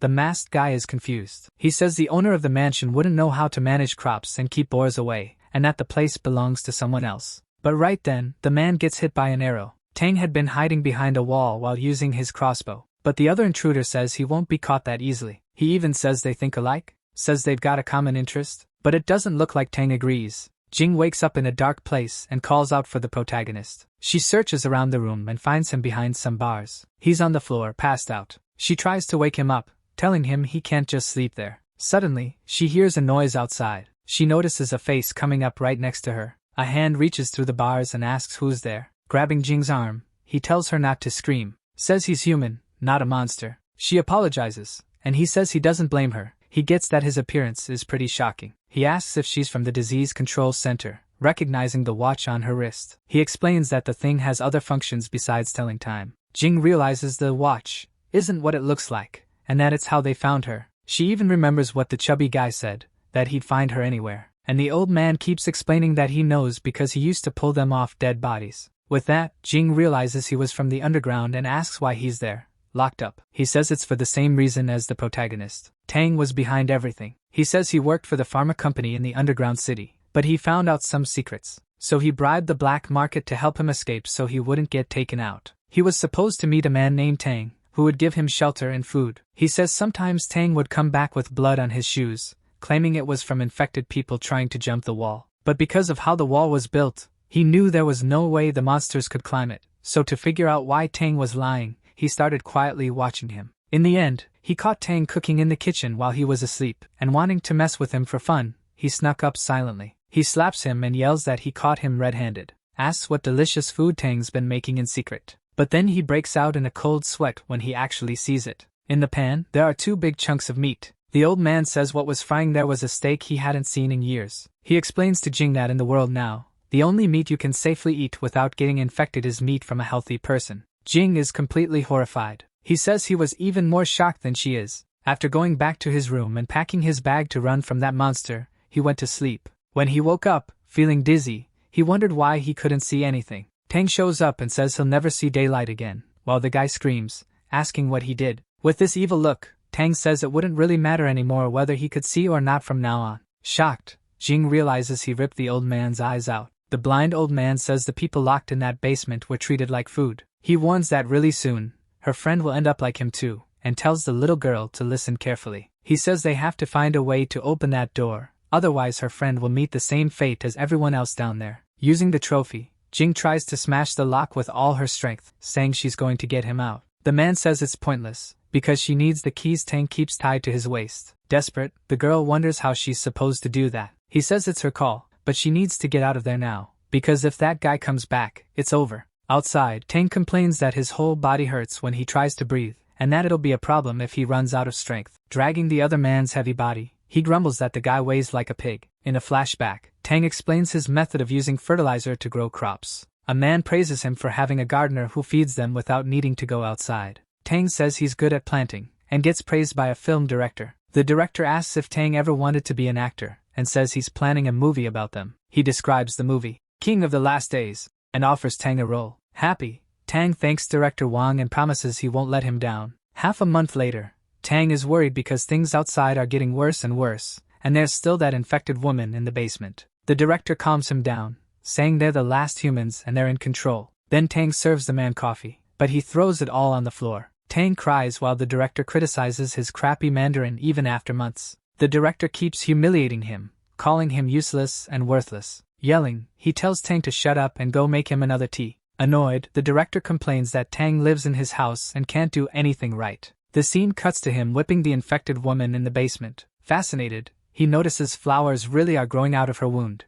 The director thanks Tang with a smile while swinging the whip. Tang suddenly steps in, asking the director to stop hitting her. He says Miss Nana has already lost a lot of blood and won't survive it. Furious, the director tells him to get lost, threatening to beat both of them. To the director's surprise, Tang refuses to leave. Tang snaps, saying he's not going to keep being treated like a slave. The director yells that he owns the house and kicks him out on the spot. Tang forcefully grabs the director's hand, and the director is shocked by how bold he's being. As the director screams in pain, Tang says there's no point keeping something around if it's a problem. With a dark look, he thinks about making the man disappear, freaking him out. From upstairs, you can hear screaming. When Tang comes out, someone else asks if something happened. To cover it up, he says the director needed help downstairs. Panicking, the man says he warned them they couldn't bring Nina back. With a nasty look, Tang apologizes and starts choking him. He says he's made up his mind, because the world can't go back to how it was before. If everyone who knows him disappears, that place will belong to him alone. With a dark look, he says he doesn't need to live under anyone's care anymore. Back in the present, the shooter who fell into the trap is tied up while Tang gets something ready. The guy asks what Tang's story has to do with him. Tang says maybe there's no reason, just that they're both human. Holding a tool, he says the best listeners are the ones who can't talk. Breaking out in a cold sweat, the masked guy says if Tang does anything to him, there'll be consequences. Tang tells him to shut up, saying everyone who comes into his house follows his rules. The man screams in pain as blood sprays everywhere. Tang had sliced him open across the middle of his stomach, but he was still alive. Without showing any emotion, the psycho keeps hurting him. Crying, the masked guy says if Tang isn't going to kill him, then just cut him into pieces already. Tang tells him to stop screaming, he's just stopping the bleeding. With a dark look, he says he's keeping him alive, because Nana likes her food fresh. From inside the cell, Endry watches the horrible scene. With a creepy look, Tang asks if he's finally awake. He tells Endry to thank the other guy, because the next one on the list was him. Right after that, the psycho starts coughing. When he looks at his hand, he realizes it's smeared with blood. The main guy taunts him, daring him to open the door so he can rip his arm off. Tang says soon he won't even have the strength to lift his head, he'll be so hungry. He suggests Endry talk to the old man to find out what it's like to have a limb removed. While Tang laughs like a maniac, the protagonist just gets angrier. After that, Tang heads back to the mansion's main room. He finds Jing still asleep on the couch, and realizes the sleeping pill dose was strong. Suddenly, Tang feels a sharp pain in his chest, doubles over, and starts writhing. Staring at the sleeping girl, he wonders what's so special about her that people are hunting her this hard. He blames her for what's happening to him, and says she'll have to make it up to him later. In the cell, our hero tries to force the bars, pissed because he doesn't have his tools. The blind old man tells him not to waste his energy. There's no way to open it with brute force. He says their only hope is the protagonist's friend managing to get the prison key. Our hero says he hates to say it, but, from the looks of it, the old man really is blind, because there's no way a dummy like Jing could steal the keys. Cut to Jing, tears in her eyes. The key she needs is in the man's pants. With the keyring in sight, she waits for Tang to fall asleep so she can make a move. So she starts inching closer, little by little. But to her disappointment, Tang wakes up and grabs her arm. He asks what she thought she was doing while he was taking a nap. Panicking, the girl doesn't even know what to say. But to her surprise, the psycho tells her not to cry. He apologizes for yelling, and seeing the bottle in her hand, he assumes she was just going to clean his wound. She was actually planning to throw it in his eyes, but decides to pretend it really was to clean him up. On the table, medical supplies are scattered everywhere. He blames Jing's pursuers for his injuries and wonders how they found her. The girl realizes she needs to get rid of her trackers so they can't find her again. Tang reassures her, saying he scared them off and that this place is safe. Then he coughs up blood again. He says he dislocated a rib, and that's a bit more serious. Tang asks her to help bandage him, because he can't secure it properly by himself. Confused, Jing asks what a triangular bandage is, and he says it's simple. He tells her to run the bandages over each arm and one shoulder. Then he says she should use the scissors to cut it and tie it tight. And when Jing sees the scissors, she thinks this might be her chance. All of a sudden, Tang asks why she doesn't seem to care that the protagonist is missing. She realizes she should have pretended she didn't know where he was. To change the subject, she asks about the TV tower, which throws Tang off. Jing lies, saying Endry went to the tower alone because his leg was hurt. Tang goes quiet, staring at her with a suspicious look. Nervous, she realizes he might have seen through her lie. Laughing, he pretends to believe her, and says he stayed behind so he could take care of her. She's relieved. She managed to get the scissors. After cutting the bandage, she says she's done wrapping him up. Tang thanks her, saying it doesn't hurt as much now that it's secured. She's shocked he actually thanked her. He offers her new clothes, saying hers are torn and he grabbed these from other houses. He adds that when her friend comes back, he'll think he didn't treat her well. Holding the scissors, she thinks about what a bastard he is. He almost killed Endry. Fuming, she can't understand how he can say that with a smile. Then something catches her attention. Tang crouches down and looks outside. His face turns to pure panic. Then he turns to her and asks what's wrong. Pointing, she says there's someone outside, in the mansion courtyard. She says the moment the person realized she'd been seen, they ducked and hid fast. Even though the windows are bulletproof, Jing reminds him the upstairs balcony is open. She says earlier, she and Endry opened it to try to get a look at the TV tower. Freaking out, he takes off running, saying she should have told him sooner. Tang says he's going to check the upstairs windows and doors, and tells her to find somewhere to hide. With a serious look, he tells her she's not allowed to leave the hiding spot until he calls her. The girl agrees, looking scared. But honestly, she's already managed to grab the keyring and is hiding it. So without wasting any time, she runs down to the basement, even with her leg hurt. She's determined to save the protagonist and get out of that place as fast as possible. Going down the stairs, Tang says he's checked all the doors and windows, and now it's safe. Smiling, he calls out for Jingli, offering her clean clothes to change into. He insists she come out, saying the danger's already over. Confused by the silence, he starts searching the room, wondering where she's hiding. Then he suddenly notices his pants have been cut, and his keys are gone. Furious, he curses the girl out, pissed that she dared to trick him. Down in the basement, the protagonist is shocked and asks how Jing got the keys. Annoyed, she asks if he wants to argue, or if she should save his life first. Desperate, our hero yells at her to open the door fast before they die. Once the cell is open, Jing tells him to get out already, and he's surprised at how fast she did it. Thanking her, he helps the blind old man up so they can get out of there. Endry warns them to watch where they step. The tied-up shooter begs them not to leave him behind and to untie him. If they won't take him, he asks them to just kill him now, because he doesn't want to turn into one of the undead. The protagonist reminds him that he tried to kill him earlier, and now he wants to be saved. With a grin, Endry picks up an axe and says it's not a bad tool. The man says Endry's right, but in the end, they didn't actually hurt him. He also says there's no way he could hurt Endry anyway, since he's badly injured and missing a hand. So our hero says he'll grant his request. With a quick motion, he raises the axe, ready to strike. To the shooter's surprise, he cuts his ropes instead of killing him. Our hero explains he only helped so he wouldn't turn into a disgusting monster like Tang. He warns him that next time, he won't care whether he finds him alive or dead. As the protagonist turns to leave,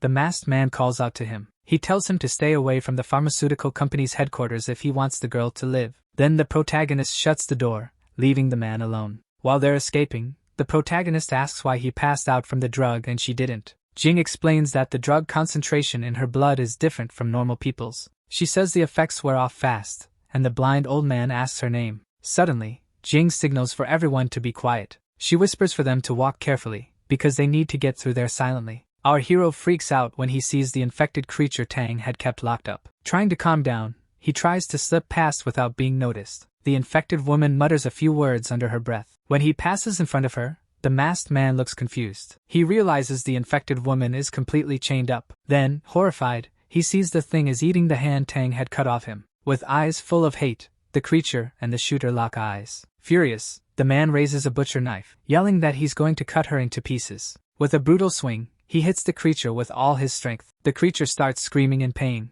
Then it rushes at him to attack. To dodge, the masked man takes a few steps back. He tells her she's chained up and can't reach him. The creature just growls back, baring its sharp teeth. Suddenly, the shooter looks confused and wonders if she's about to throw up. The infected opens her mouth, dripping with saliva. Then she sticks out her tongue, and her tongue starts splitting open, like it has a mind of its own. From that messed up mouth, the creature spits slime at high speed. At the same time, it shoots out a few spikes. Those things latch onto his body, and he panics. He's even more shocked when he realizes they start moving. Roots begin to grow, wrapping around his whole arm. Outside, while they're running, Jing asks Endry if he heard something. Supporting the blind old man, she looks back and asks what that noise was. Our hero wonders if the shooter got caught, and says they need to hurry. Suddenly, Tang shows up armed and yells that he finally caught them. Pointing the gun at them, he says anyone who messes with him has to die. Endry yells for Jing to be careful and shoves her, along with the old man, down to duck. He tells the girl to hide in the bushes,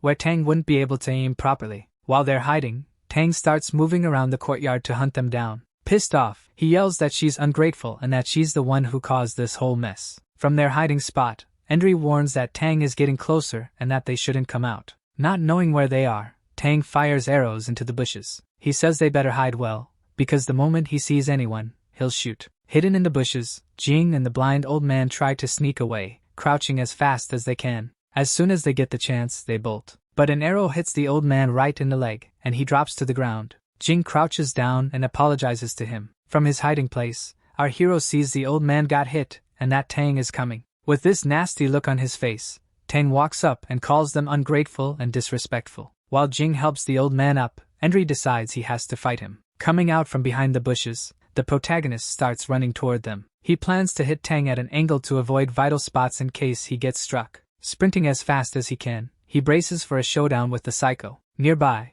the ground suddenly explodes, blasting dirt and debris everywhere. The infected one bursts out. Her body's way stronger now, and she manages to grab the masked guy. With nowhere to go, he starts screaming nonstop. From a distance, Jing and the blind old man are horrified. Confused, our hero gets ready to attack while Tang just stands there. But then both of them realize the creature escaped. And in no time, she manages to turn the man too. Annoyed, the protagonist yells at the masked guy for being an idiot and drawing the monster's attention. Now, with two infected in the area, they rush in to attack. Panicking, our hero realizes they've been spotted and there's no way to run off with the others injured. They're really fast, and they'll catch up any second. Tang is confused, wondering how the masked guy got infected, since he was supposed to be locked up. Right then, Endry shouts for Jing to run, because there isn't much time left. He knows he can't handle the infected and Tang at the same time. Jing finds an open door and calls to Endry, telling him to hurry up and get inside. Our hero sprints for the door with the creature right behind him. As soon as they get in, the door shuts,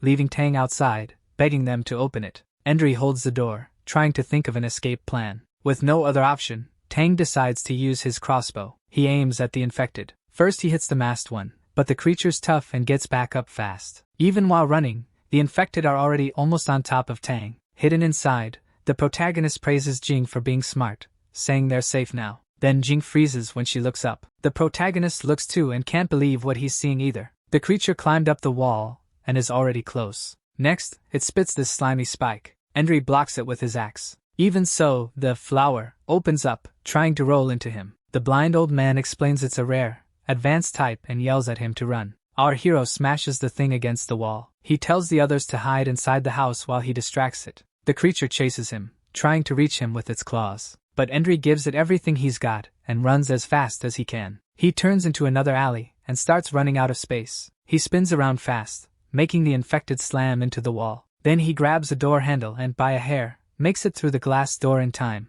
Outside, the monster closes in. Endry complains because he knows the door won't hold for long. He yells for Jing to grab a piece of wood to jam the door. Little by little, the glass starts cracking. Shouting, he tells the girl to hurry, because the door won't last much longer. Jing finds the wood and wedges the door shut, warning the others. But even with it jammed, they can tell it won't stop the thing. The glass is about to completely shatter from the monster's blows. The monstrous creature presses hard against the already cracked glass. Desperate, Jing asks what they're going to do, thinking they're trapped. The blind old man tells them not to panic. He says he'll be the bait, while the two of them hide and get ready to strike. Our hero questions the plan, saying if he misses, the old man will die. The man shows his fatal wound, explaining he's already at his limit. He says he can still be useful at the end, and tells them to go now because there's no time left. The old man reveals he knew Jing's mother back when she was still pregnant. He calls the girl by the codename Go-To, leaving her totally stunned. As the door starts giving way, Jing asks if it's true that he knew her mother. The man says his fate was to find her and apologize for everything.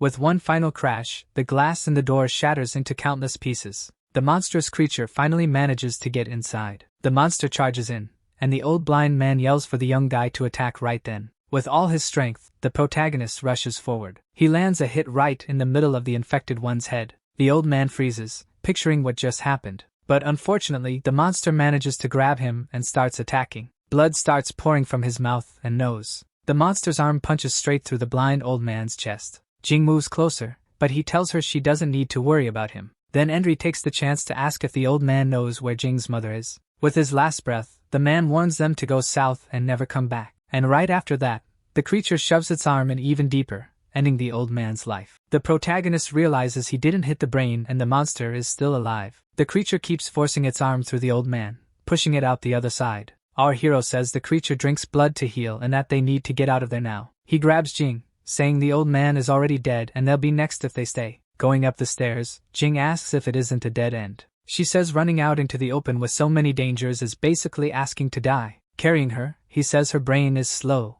not his plan. After sucking up all the blood, the infected woman gets even stronger. Still on the stairs, Jing warns that the monster is catching up. The protagonist tells Jing Li they need to split up to survive. He explains she's too slow and tells her to hide while he lures the monster away. As soon as she hears the creature chasing him, she needs to run immediately. Worried, Jing reminds him the upper floor is a dead end. Carrying a bag of cement, he says he's got his own plan and she's slowing him down. Our hero holds the bag while getting the creature's attention. As soon as it reaches the spot he wants, he drops the cement. But to his surprise, it manages to dodge. With nowhere else to go, he runs to another corner, keeping its attention. He grabs another bag of cement and throws it again. With its claws, the infected one rips the bag open. But that kicks up a huge cloud of dust, so it can't see. Running, he celebrates that the plan worked, realizing the houses all have the same layout. He climbs up onto some scaffolding, knowing that, like before, the creature won't be able to reach him up there. On the ground, the monster almost grabs his foot. Once he's up, Endry starts bragging and dares the monster to come at him. That cocky smile disappears when he realizes the thing climbed up too.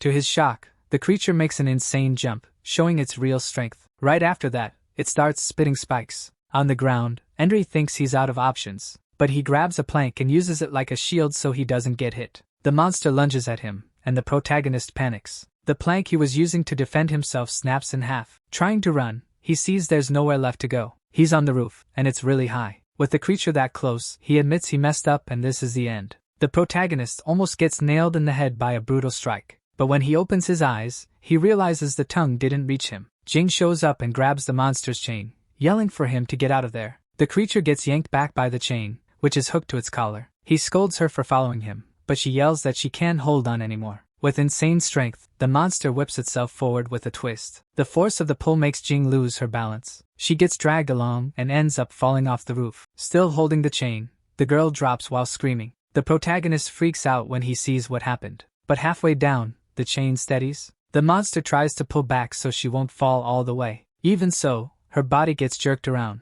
and she ends up hanging there, trying to climb back up. Furious, the protagonist calls it a freak and says it's not going to hurt Jing Li. With a wooden plank, he tries to smash the thing. On the first swing, the infected one dodges. Right after that, it opens its mouth to spit spikes, but Endry quickly winds up another hit. This time, he cracks the monster in the head and says he's going to crush its tongue. The blow stuns it, and the creature starts screaming. With its mouth injured, it thrashes around in pain from the brutal hit. Getting ready to kick, our hero puts all his strength into it, and with his foot in the creature's face, he grabs the axe that was stuck in its head. Then he starts yanking the weapon out, trying to pull it free from its guts. Finally, he manages to rip it out, leaving the infected woman groaning in pain. Now, with something sharp, he gets ready to shut her up for good. But hanging there, Jing warns that she's still there, being held up by the chain. Endre hesitates, because he knows if he kills the monster, it'll fall, and Jing will too. Meanwhile, the creature keeps holding on with its claws. Jing tells him to let the monster climb up. With her body almost reaching the balcony, she asks him to let it come up a little more.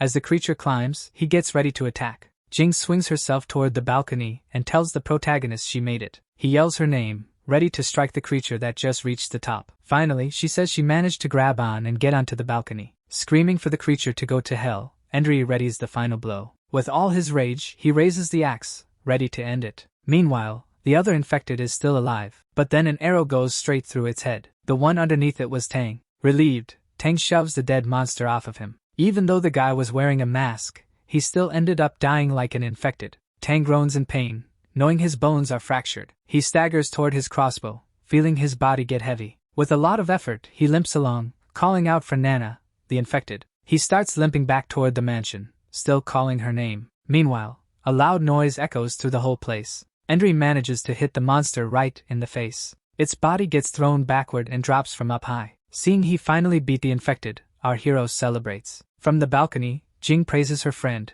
saying he's amazing. But he thinks about how hard it is to feel happy after everything they've been through, and what's still coming. From downstairs, the girl calls to him, and he says he's coming down. Down below, the body gets completely impaled on the scaffolding. When they get closer, they're shocked. It's still moving. They watch in horror at the terrifying toughness of that advanced infected. Our hero tells her not to be scared, because the monster's damaged parts don't heal anymore. He explains that when an infected loses too much blood, all you have to do is cut its head off. Just as Endre is about to rip the thing's head off, someone tells him to stop. It's Tang walking up. He begs them not to kill her. He comes closer, coughing and pleading for them to stop. Endre pulls Jing behind him and tells Tang not to come any closer. Tang holds up his hands, saying he's unarmed and needs help. Crying, he offers them anything they want, anything they need. Endre and Jing are surprised by how Tang is acting. He says Nana was the only person who understood him, and the only one who listened to everything he had to say. But really, he's just pretending to be sorry. Tang is planning to kill the protagonist and use his blood to cure Nana.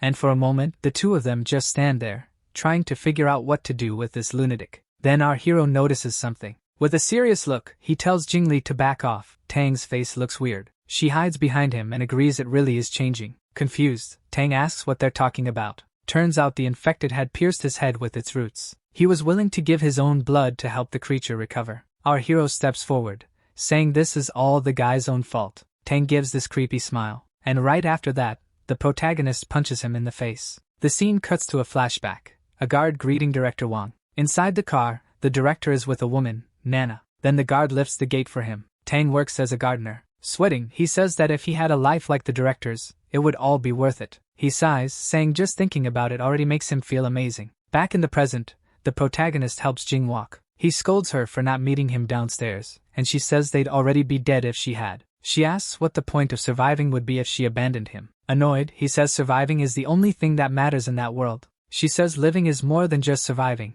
and she blames herself for the deaths. She says she has to do this to honor the sacrifices of the people who died for her. Crying, Jing says it's her fault because she wasn't good enough, and she never wanted things to turn out like this. The scene shifts to a flashback, with young Jing reading a book about Peter Pan. A noise at the window grabs her attention, and she finds a firefly. Curious, she wonders what the little bug is doing in there. Smiling, she asks the firefly to keep her company in that lonely place. Suddenly, Dr. Chin shows up and crushes the firefly with a book. Annoyed, the doctor scolds her for bringing outside things near her. Commander Hai appears and apologizes, saying it was his mistake. The doctor warns him to never bring that kind of thing again, because Jing Li needs to be safe. That really hurts Jing. Crying, she asks why the firefly had to die for no reason. Hai comes over, worried, and asks her to stop crying. Back in the present, Endre gets irritated and asks why she's crying when she says she wants to be stronger. She wipes her tears, and our hero says he'll teach her how to get stronger. With her eyes full of hope, she asks if he's serious. He says they can start tomorrow,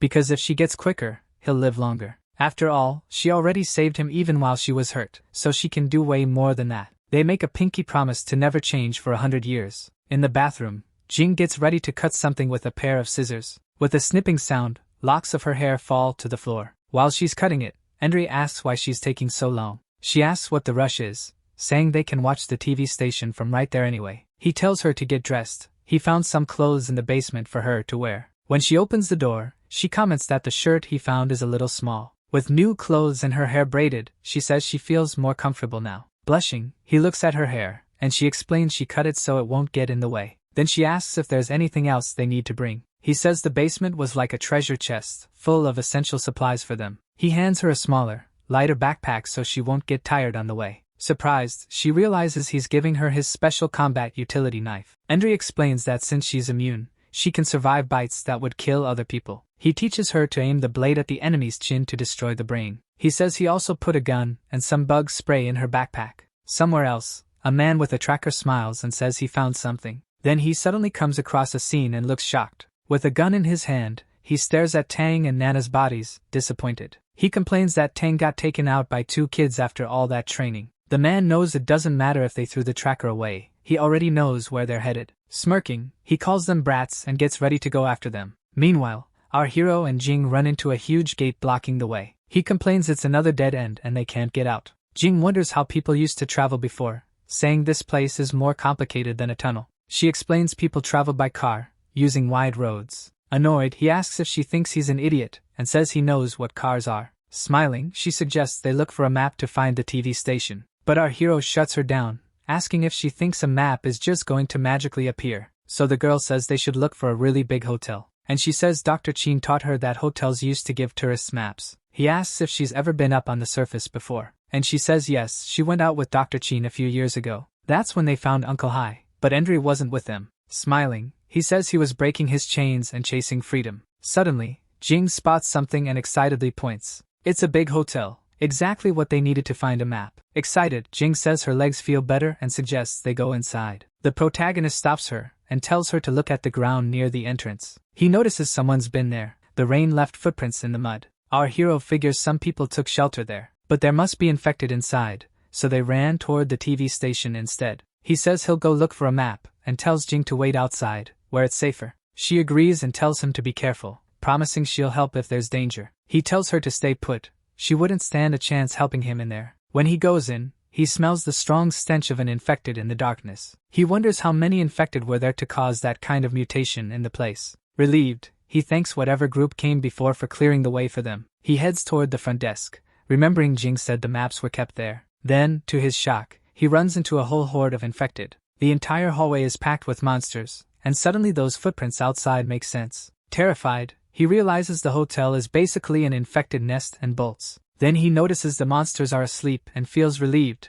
It was a false alarm. He's still shaking, like he almost pissed himself from the scare. He decides to grab the map at the front desk and get out of there immediately. Suddenly, he's staring at a body with one eye still open. Freaked out, he curses and backs away, trying not to make any noise. Then he realizes it's actually 2 bodies, bitten and killed before they could turn. He figures they were attacked by infected and then put down by their own teammates. All of a sudden, one of the infected starts moving, and he realizes he's not alone. With a growl, one of the monsters wakes up, flashing sharp teeth. It slowly gets up, ready to go for him. He braces to fight, thinking if he's gonna take it out, he has to do it quietly. In one quick move, he lunges in, setting up for the finishing blow. Meanwhile, Jing picks a flower from a tree. Excited, she celebrates actually managing to grab it. Holding it in her hands, she comments on how soft it smells and how pretty it is. Then she hears a noise and turns around, surprised by what she sees. A cute little monkey shows up in her shopping cart. The monkey tries to grab her bag, and she yells at it,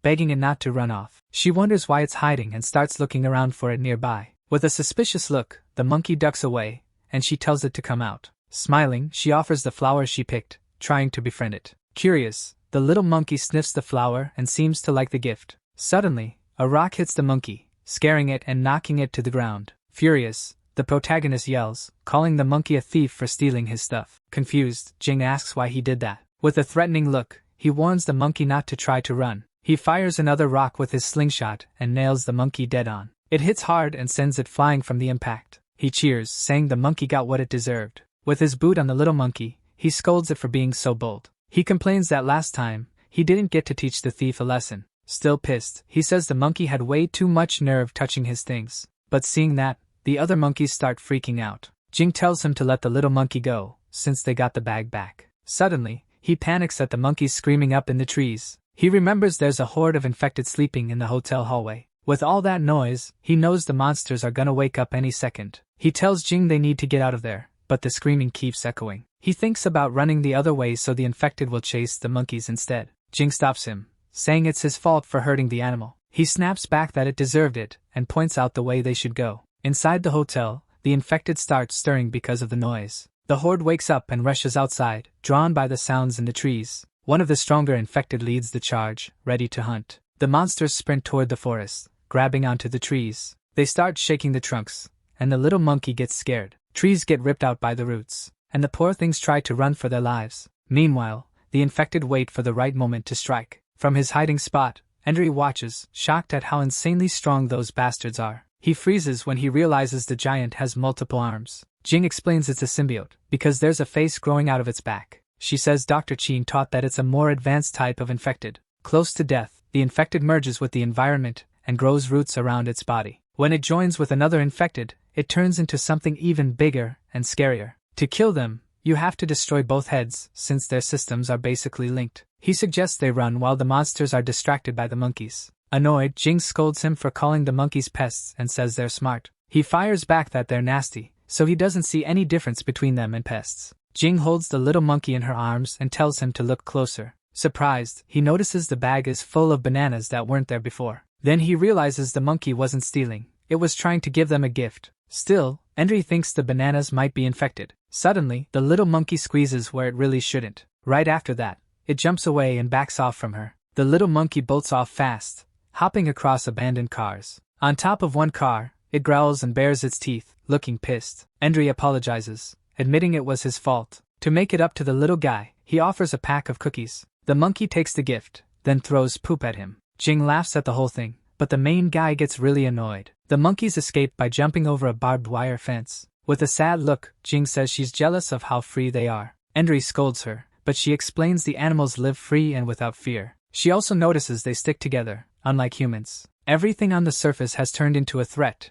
like the world rejected them. He quietly agrees, wiping his face with a tissue. He admits he used to think the same way before he met Jing. With the map in hand, he says he finally gets why the others sacrificed themselves for her. He admits that in such a depressing world, she might have been the hope they needed. He calls Jing over to cross a barrier made of abandoned cars. He says that without the map, he never would have found that route. With the path marked out, they head toward their destination. Relieved, he says they're finally on the right track. He says once they cross the bridge, the TV station will be really close. Jing tells him to look up and points. She says she can already see it. Excited, she takes off running toward the bridge and the station, cheering. He scolds her, telling her not to run and to watch what's up ahead. On the bridge, they spot some people near the border sentry post. A man is arguing with the guards, saying he needs to cross with his gun. One guard says he's not getting in unless he hands it over. The guy, pissed off, curses and says nobody has the right to block him. The guard glares, gripping his weapon, ready to react. Suddenly, a woman grabs the guard's hand, stopping the fight. Smoking a cigarette, she says there's no need for trouble there. She says they're security forces, not bandits, and they need to act with respect. She explains it's their job to keep the bridge safe and inspect everyone who passes. The man hands over his gun, and the woman tells them to open the gates for him. As he goes in, she notices more people are arriving at the bridge. Our hero says he saw people from the pharmaceutical company and suspects Uncle Hai might have come through there. He thinks it's weird how many dead monkeys he's finding along the way. Jing notices bullet holes in the bodies and says it's really cruel. He remembers Uncle Hai saying he was against shooting randomly, and it all feels off. One of the guards spots them and calls out, saying it's dangerous for them to stay outside. He tells Jingli not to come closer yet, and says he's going to ask them something first. But then he realizes she's pointing a gun. The girl threatens him if he touches them. Smiling, the guard raises his hands and tells her not to jump the gun. She says the gun isn't loaded, but he accuses her of lying and tells her to back up. The guard realizes he's been tricked and orders his men not to let them get away. With his hands up, he surrenders, and another guard gets ready to move. The scene cuts to a brutal fight in a ring. One fighter goes down, and the winner is announced. The crowd goes wild for the Emperor of the Iron Fist. The champ, a masked, muscular man, raises his arms to celebrate. One of his guys yells that he's unbeatable. The masked leader, Nye steps forward with an intimidating presence. He orders his men to throw the prisoners into the truck and bring new shoes. Grinning, one of the men agrees and gets ready to do it. Another guy talks about how successful the last few days have been, and how smart it was to pretend to be pharmaceutical staff. Someone else says he loves the bridge and would live there because it's been so good. In a cell, a bunch of people are locked up, and a thug asks who's next. One man grabs a prisoner by the arm and yanks him hard. He says there's no point hiding and orders everyone to kneel and wait. In his room, the boss smokes a liquid that his subordinate says is really strong. He feels it hit immediately. His eye turns red and dilates, and he breathes out pink smoke. In the middle of hallucinations, he hears screams and realizes someone's coming. The new prisoner gets shoved forward while the woman threatens him with a power drill. Angry, he asks why he's being threatened and says he already handed over his gun. Smiling, the woman says that as compensation, she'll tell him how to get across the bridge. She takes him behind a curtain, saying he has to win a boxing match. With a blink and a wink, she says that if he wins, he can grab his stuff and leave. One of the guys mocks him, saying he was worried there wouldn't be anyone for the boss. Breaking out in a cold sweat, the prisoner asks who he has to fight. Through the smoke, the masked boss growls, ready to throw down. Outside, the guard trades shots with Jing and Endry. He realizes the girl doesn't know how to use the gun. Trying to dodge, our hero trips and falls right on top of Jing. He realizes they need to get out of there fast, so they keep hiding between abandoned cars. The guards order the gates opened and tell them not to let the two escape. Endry asks how she knew the guards were fake. Jing says she noticed the kind of gun they were using, and she knows those are meant for humans, not infected. The protagonist says he's pissed, and she agrees, saying they're cruel. With the gates open, the enemies are sure they're going to catch them. They're hyped and itching to use their weapons. The leader asks about the gunshots she's hearing, and one of the men says it's probably just others having fun. Smiling, he says not to worry, someone's just practicing. Annoyed, she scolds them for shooting blindly in broad daylight. With a deadly look, she threatens them and orders them to go deal with it immediately. The men agree and run off. Still irritated, she complains she can't even watch the fight in peace because of them. Back to the fight. The prisoner says his body is trained. He even calls out the big guy to come at him first. Meanwhile, the guards realize the protagonist and the girl have disappeared, so they decide to split up and search. Hidden, Jing whispers that the guards are getting closer and closer, but Endry has a plan and says he'll distract them. One of the guards comes up, thinking he's found them, but when he looks back, there's nothing there anymore. Then Endry pops up with his slingshot, catching the guy off guard. He aims right at his face and fires a stone. The other guard is shocked by what happened and wonders how Endry even got there. Pissed, he curses and gets ready to attack with his gun. He fires in their direction, asking where they think they're going to hide. Jing gets ready to attack. Endry tells her to aim to kill, because if she hesitates, they'll both die. So the girl gets ready to put the plan into action. Hearing the screams, our hero thinks Jing managed to do it. He celebrates that Jing did her part and that the other guard is the one screaming. But then he realizes it was actually her who got caught. With a machine gun pointed at Jing, the man tells Endry to let his buddy go. The poor girl had even managed to hit him in the shoulder with a spike, but it didn't do any serious damage. Our protagonist gets frustrated, because he told her to hit an artery. Angry, the guard says his friend is already dead and he needs to avenge him. The protagonist yells that the guy only passed out and threatens him, telling him not to come any closer. The guard agrees to a hostage swap, but plans to grab the boy's gun as soon as he can. Jing realizes he's just buying time and warns Endry. He says he knows, but he doesn't have a choice since she's been taken. The other guards find them and realize something's wrong. They see one of their own being held hostage and get ready to help. With reinforcements showing up, he and Jing worry about what's coming next. Smiling, the guard says his buddies are here and nobody's getting out. Suddenly, he's hit by an arrow and drops to the ground, screaming in pain. Confused, he wonders where the arrow that hit him in the back came from. Jing is shocked to see the man on the ground with an arrow stuck in him. Endry yells at her to be careful. There are still more people on the bridge. He tells her to hide near the cars so they won't be seen. He says they're trapped and tells Jing to grab the fallen guard's gun. With the gun in hand, he gets ready to push forward,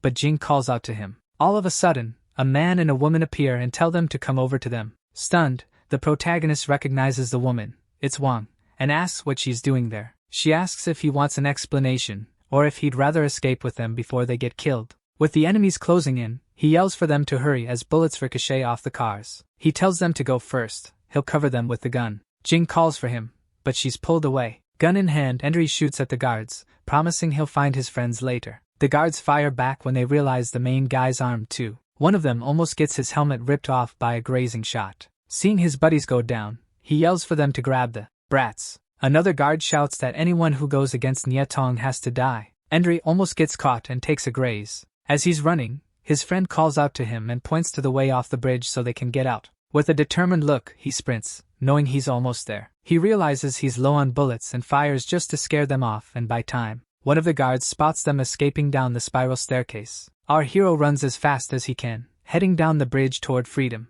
Wanshu asks the girl for her gun while Henry heads down. Then he helps Jing dodge a shot. One of the guards says to ignore the ones below and kill whoever's shooting. With a fierce look, Wanshu fires at the guards with perfect aim. One of the men gets nailed in the head and drops dead. The other guy yells his name and grabs him before he falls. Pissed off, he complains they thought they were just shooting monkeys. The other one tells him to shut up and says the kid on the stairs is about to get away. He grumbles that he can't see anything because the trees and the stairs block his view. The main guy says he's out of bullets, and they need to hurry. He braces himself on the ground, panting, trying to catch his breath. So they all run as fast as they can. The guards find them hiding behind the pillars and get ready to attack. They surround the main guy, saying he's lived long enough. The leader mocks them for giving away their position when they ran. Laughing, he shoots toward Endry, asking who's gonna die now. Jing warns Endry the enemies are closing in. While they're firing, one of them gets hit from behind. Shocked, they wonder how they got attacked from the back without noticing. The red-haired guy gets hit by an arrow and drops to the ground.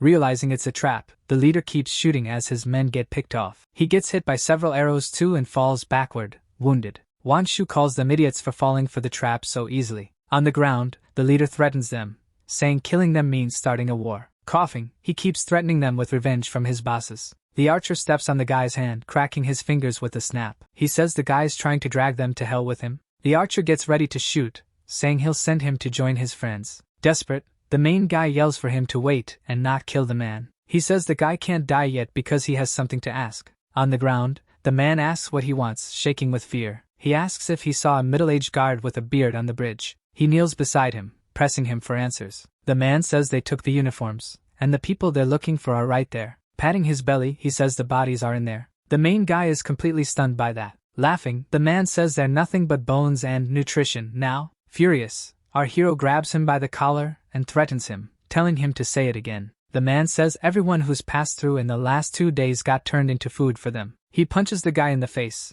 knocking his glasses off. Angry, he yells that someone like Uncle Hai wouldn't get taken down by trash like them. He keeps hitting him, shouting that not even the monsters managed to kill him. Wanshu stops him, telling him to calm down and look at the guy. The main guy realizes the man's coughing and choking, barely able to breathe. With his last breath, the man says Nyetong will never die. With an arrow stuck in his chest, he says all humans will die. The archer says he's still not mature and loses it whenever his dad comes up. He says Guahai would never fall for imposters like that. Surprised, Jing asks if Grandpa knows Uncle Hai. The man explains he didn't recognize any of the pharmacy guards. He says that's how he knew they were fake. The other guy says that thanks to Oil Bao, they didn't fall into the trap. Jing asks who these people are pretending to be security forces. Wanshu explains they're from the Nyetong group, led by Nye Zi and Tong Zi. Their underlings are a bunch of crazies who commit crimes and don't care at all. With the underground city in chaos, they're taking advantage of it to loot. He says the bridge is the only way south, so they control it. Endry figures out they posed as guards to trick the refugees. The archer says they were lucky to find them, or they would have ended up the same way. Wanshu introduces the archer, Oil Bao, who's retired from the army. She says they were planning to ask him for help, but then the disease outbreak showed up. Suddenly, one of the guards who survived gets ready to attack. With a hateful look, he says he finally found them. The archer says the sergeant stayed behind to protect him at the control center, and the protagonist says they barely even had a chance to look for Xiaoqiu. Wanshu comforts him, saying nobody could have controlled that situation. Then she reveals Xiaoqiu escaped with them and she's totally unharmed. Shocked, he asks where she is, desperate to see her. The archer says she's with other survivors at a nearby museum. The other guy suggests they talk while they walk, because Nyetong's group will be looking for them. Wanshu agrees and tells them to grab weapons and ammo off the bodies. As they pass under the bridge, she remembers something and calls out to Endry. She asks who the girl with him is, because she thought it was weird that the girl knew Hai. The girl introduces herself as Jingli. He explains he met her while escaping, and they split up to keep her safe. The archer says if he can't make it across, his dad won't be able to either. The surviving guard realizes they're too far away to shoot. He decides it's better to report to the captain before doing anything. Back at the fight, the man gets beaten and drops to the ground, hurt. With red eyes, the masked boss looks unbeatable. But he didn't get out completely unscathed either. Coughing, the man says he still needs to cross the bridge. The female leader mocks him for lasting 10 minutes against the boss. With his face all messed up, he says once he beats him, everything will be fine. The boss lands a brutal kick right to his face. His underlings cheer the captain's flying rocket kick. They're shocked and wonder if the guy finally died. Lying on the ground, he thinks that as long as he wins, he'll be able to cross the bridge. And the woman says his arms are broken and there's no way he can win. Then she grabs the poor guy by the hair. Smiling, she says she might let him go since he managed to touch her boss, but he didn't beat him. Confused, he asks what that's supposed to mean. With a power drill in her hand, she gets ready to drill him as punishment. Then she turns it on and drills into him without mercy. Two of the guys laugh while they listen to the screams in the background. Suddenly, one of them stops laughing and notices something weird in the distance. He points and yells that Pai Z is coming from the bridge, covered in blood. Not understanding what happened, he tells them to bring the man to her. Between the buildings, the protagonist asks if they were the ones fighting at the hotel. Wanshu confirms it, and says only she, Dixing, and Uncle Bao managed to escape. The other guy tells them to hurry, because they're close to the entrance. When they arrive, our hero is stunned by what he sees. Surprised, he asks what that thing is, and Jing says it's a dinosaur. They stare at the giant statue, and he says he'd only ever seen it in photos. He wonders how something that scary could have gone extinct. The archer says being the strongest doesn't guarantee you survive. Then he says they've reached the museum, and tells the kid to hurry up. The museum building turns out to be a modern, abandoned-looking structure. The archer whistles, and a door opens, revealing his people. They welcome them back, happy they made it. One guy complains they brought 2 more mouths to feed. Ignoring him, another guy invites them inside. One of the group asks about the situation at the bridge and Nietong's group. Jing takes the chance to ask why Endry cut her off when she was introducing herself, and he tells her to be quiet. He says he doesn't want to expose who she is, since the city's a mess. Wang Shu calls them over to look at something. There are a lot of people there, weak because they don't have food.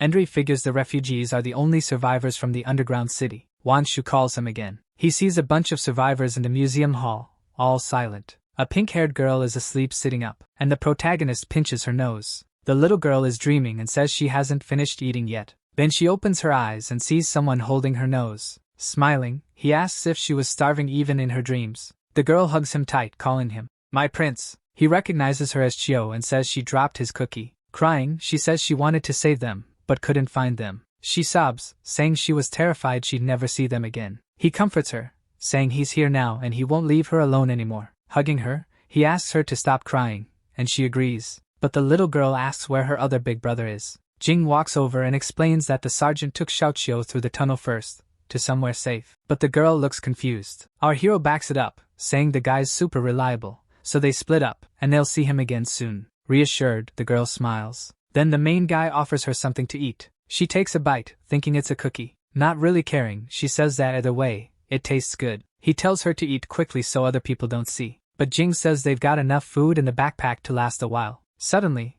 a bald kid snatches the cake out of Xiaoqiu's hand. He bolts, yelling, "Finders keepers!" Wanshu just watches the awkward mess. But the kid gets caught halfway. Grandpa Bao is holding him up in the air, cussing him out and telling him to let go and give the cake back. The kid shoves it all into his mouth and says he's not giving back anything. Furious, Grandpa Bao threatens to smack the brat. A woman steps in front, begging him not to hit the kid. She apologizes for not being able to control her son and offers to pay for what he ate. Wanshu says to forget it, but Grandpa Bao won't let it go because the kid kicked him. Annoyed, Grandpa Bao calls the boy a little bastard. The mom pulls her son close while he cries. To get away, the kid slips out of his clothes and runs off, leaving Grandpa Bao holding an empty shirt. Wangshu says to drop it, but Grandpa Bao insists the kid needs discipline. Endry says everyone's starving since they just escaped from underground. Our hero shares food from his backpack, including a potato for Wanshu. With his eyes lighting up, Wanshu tells Endry he's amazing. Off to the side, a man talks to a few survivors about not stealing again later. He helps the little boy get dressed again. While eating a cookie,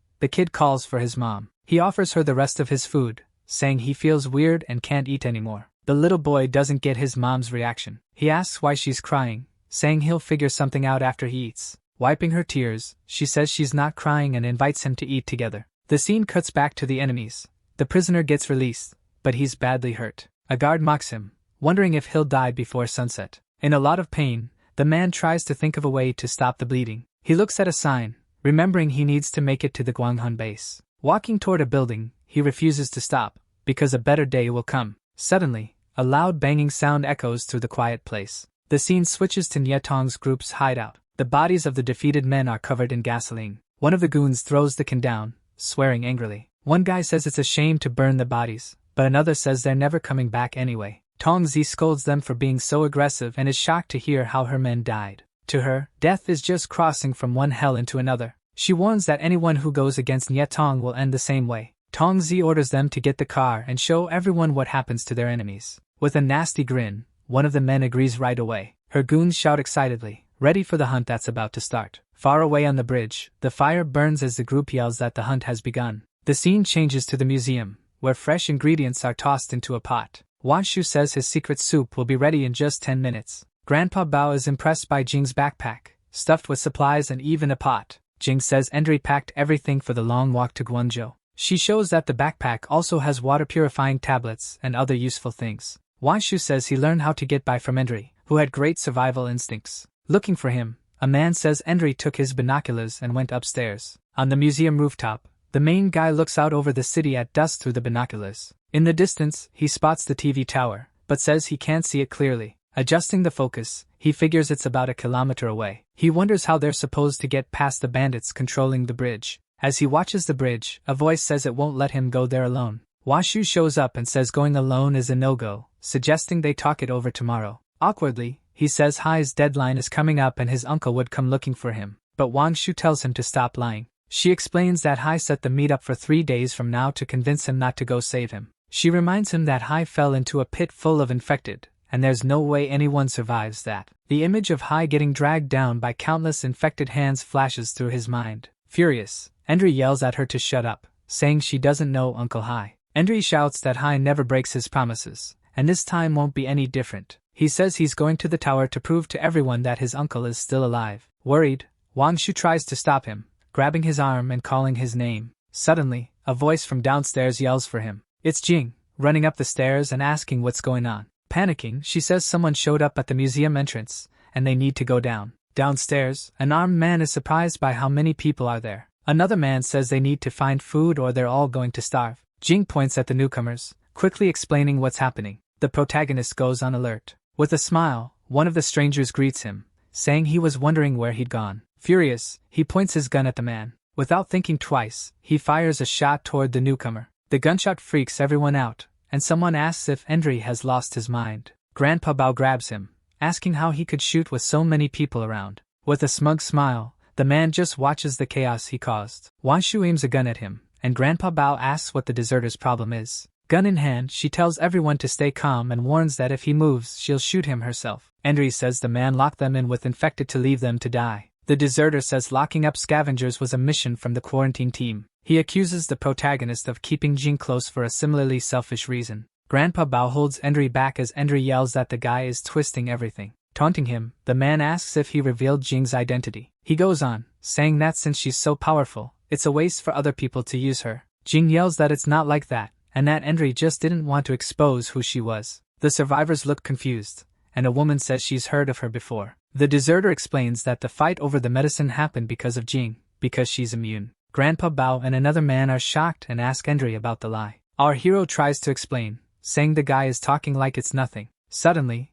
a survivor grabs Jing by the hair, and she screams in pain. The woman blames her for the destruction of the underground city, and for them losing everything. The crowd turns on Jing, and the protagonist tries to step in and protect her. Full of hate, one of the men gets ready to spit on her. He spits in Jing's face, saying she deserved it. Furious, Endri kicks the man, yelling at him to get the hell out of there. Our hero grabs him, ready to hit him again, but the old man stops him. On the ground, the man says the immunity story is true. He yells that because of her, he's the last one in his family still alive. Others agree, saying they were tricked with promises of a vaccine that never came. The crowd closes in on Jing, demanding they punish her for everything that happened. Everyone screams in rage, saying to tie Jing up so she'll pay. Holding Endri back, Grandpa Bao says things have gotten bad and they can't calm the riot down. With a smile, the deserter brags about how easy it was to manipulate those people. Outside, the enemy tells the boss that all the refugees are inside the museum. He orders his men to get ready to storm in, kill everyone, and steal their stuff. Smoking in the car, Tongzi agrees, sure they're in for a big payday today. The furious crowd pushes forward,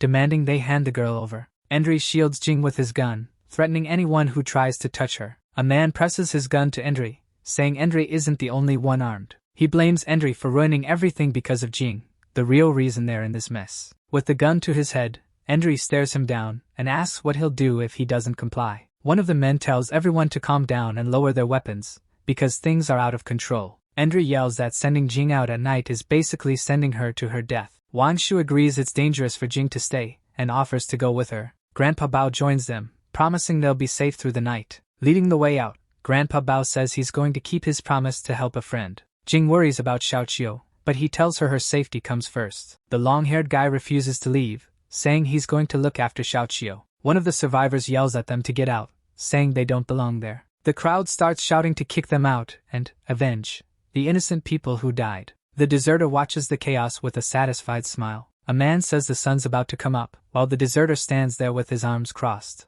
With a wave, the man says the light is coming. The survivors start throwing stuff at Endry, yelling for him to leave and never come back. One guy suggests tying them up, but another says their fate isn't their problem. Outside, Wang Shu says it was risky and it would have ended badly either way. Grandpa Bao complains that even after rescuing them, they still threw things at him. Wang Shu warns that the light attracted the infected and they need to find shelter fast. She suggests taking a darker route, remembering an office building that looked intact. Endry turns and calls for Jing, asking why she isn't coming with them. Crying, Jing says she can't make sense of anything that's happening. She asks why they're blaming her for the city's downfall when she didn't do anything. Grandpa Bao says it's not her fault, people just needed someone to blame. About who Jing is, Grandpa Bao reassures Endry, saying he doesn't think like the others. Suddenly, Wang Shu tells everyone to be quiet. She heard something downstairs. Several huge infected show up, growling in the darkness. Wang Shu counts 5 infected, drawn in by the museum's light, coming up the stairs. Our hero says they've got 2 rifles,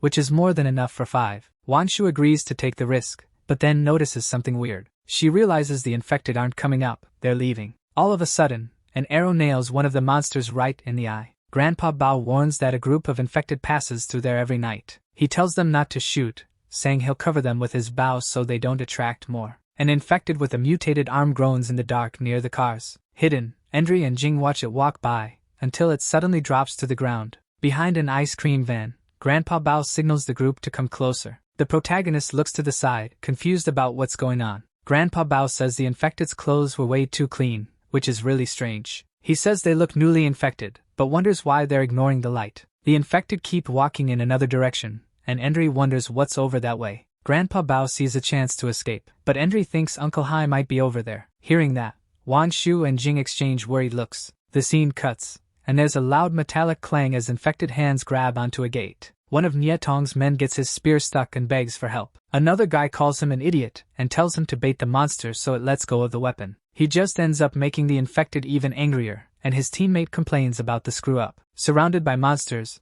the Nie Tong group gets irritated, saying the museum should be close by now. In the car, Tong Zi floors it, ready to drive and get them out of there. The Nie Tong group's truck charges forward, crushing infected under spiked wheels. A pile of infected is left behind, completely wrecked. The truck plows a path through the horde. One of the guys laughs like crazy, celebrating the slaughter and saying the truck is unstoppable. A red-eyed monster tries to attack Tong Zi inside the vehicle. She drills right through the infected's arm with a power drill, forcing it back. One thug tells Tong Zi to reverse and crush the ones that are still moving. Hidden in the bushes, the group watches, trying to figure out if those people are killing infected. Wang Shu recognizes the truck and says it belongs to the Nie Tong clan. She explains that most survivors hide at night, thinking they're safe. Grandpa Bao figures the group attacks at night, taking advantage of how little resistance there is. Endry realizes the people in the museum are in danger, and something bad is going to happen tonight. Wang Shu and Jing ask where he's going in such a hurry. Endry says he's going back to the museum to try to convince the survivors to run. He refuses to abandon Xiaoqiu, and he hopes his warning will make everyone apologize to Jing. The scene shifts back to the museum, where another group of survivors gathers around the fire. One of the men suggests they talk and trade information. With a grin, the ex-patrol guy says it's better if everyone shares what they know. One of the survivors asks if the instructions were to meet up at the bridge, and waits for an answer. Inside the museum, one guy worries about an attack from Nie Tong, but another tells him to keep his voice down because there are kids nearby. One of the men tries to stay hopeful, saying maybe the group pulled back, and he scans the area, tense. The deserter shuts that down, saying they won't give up on the immune girl and that trouble's coming, almost like he's enjoying everyone else being scared. A survivor snaps, asking if this isn't all just payback for what Guanghun did, and points angrily. Someone says the instructions were kind of vague, but on their end everything went fine, trying to calm everyone down. With a tight look, one of them admits he was there at the tunnel line. In a flashback, he explains that the people from Chixing wanted to sneak into Guanghan, and he lays out the plan in detail. A miner tells a man in a protective suit that a regular detonator won't work,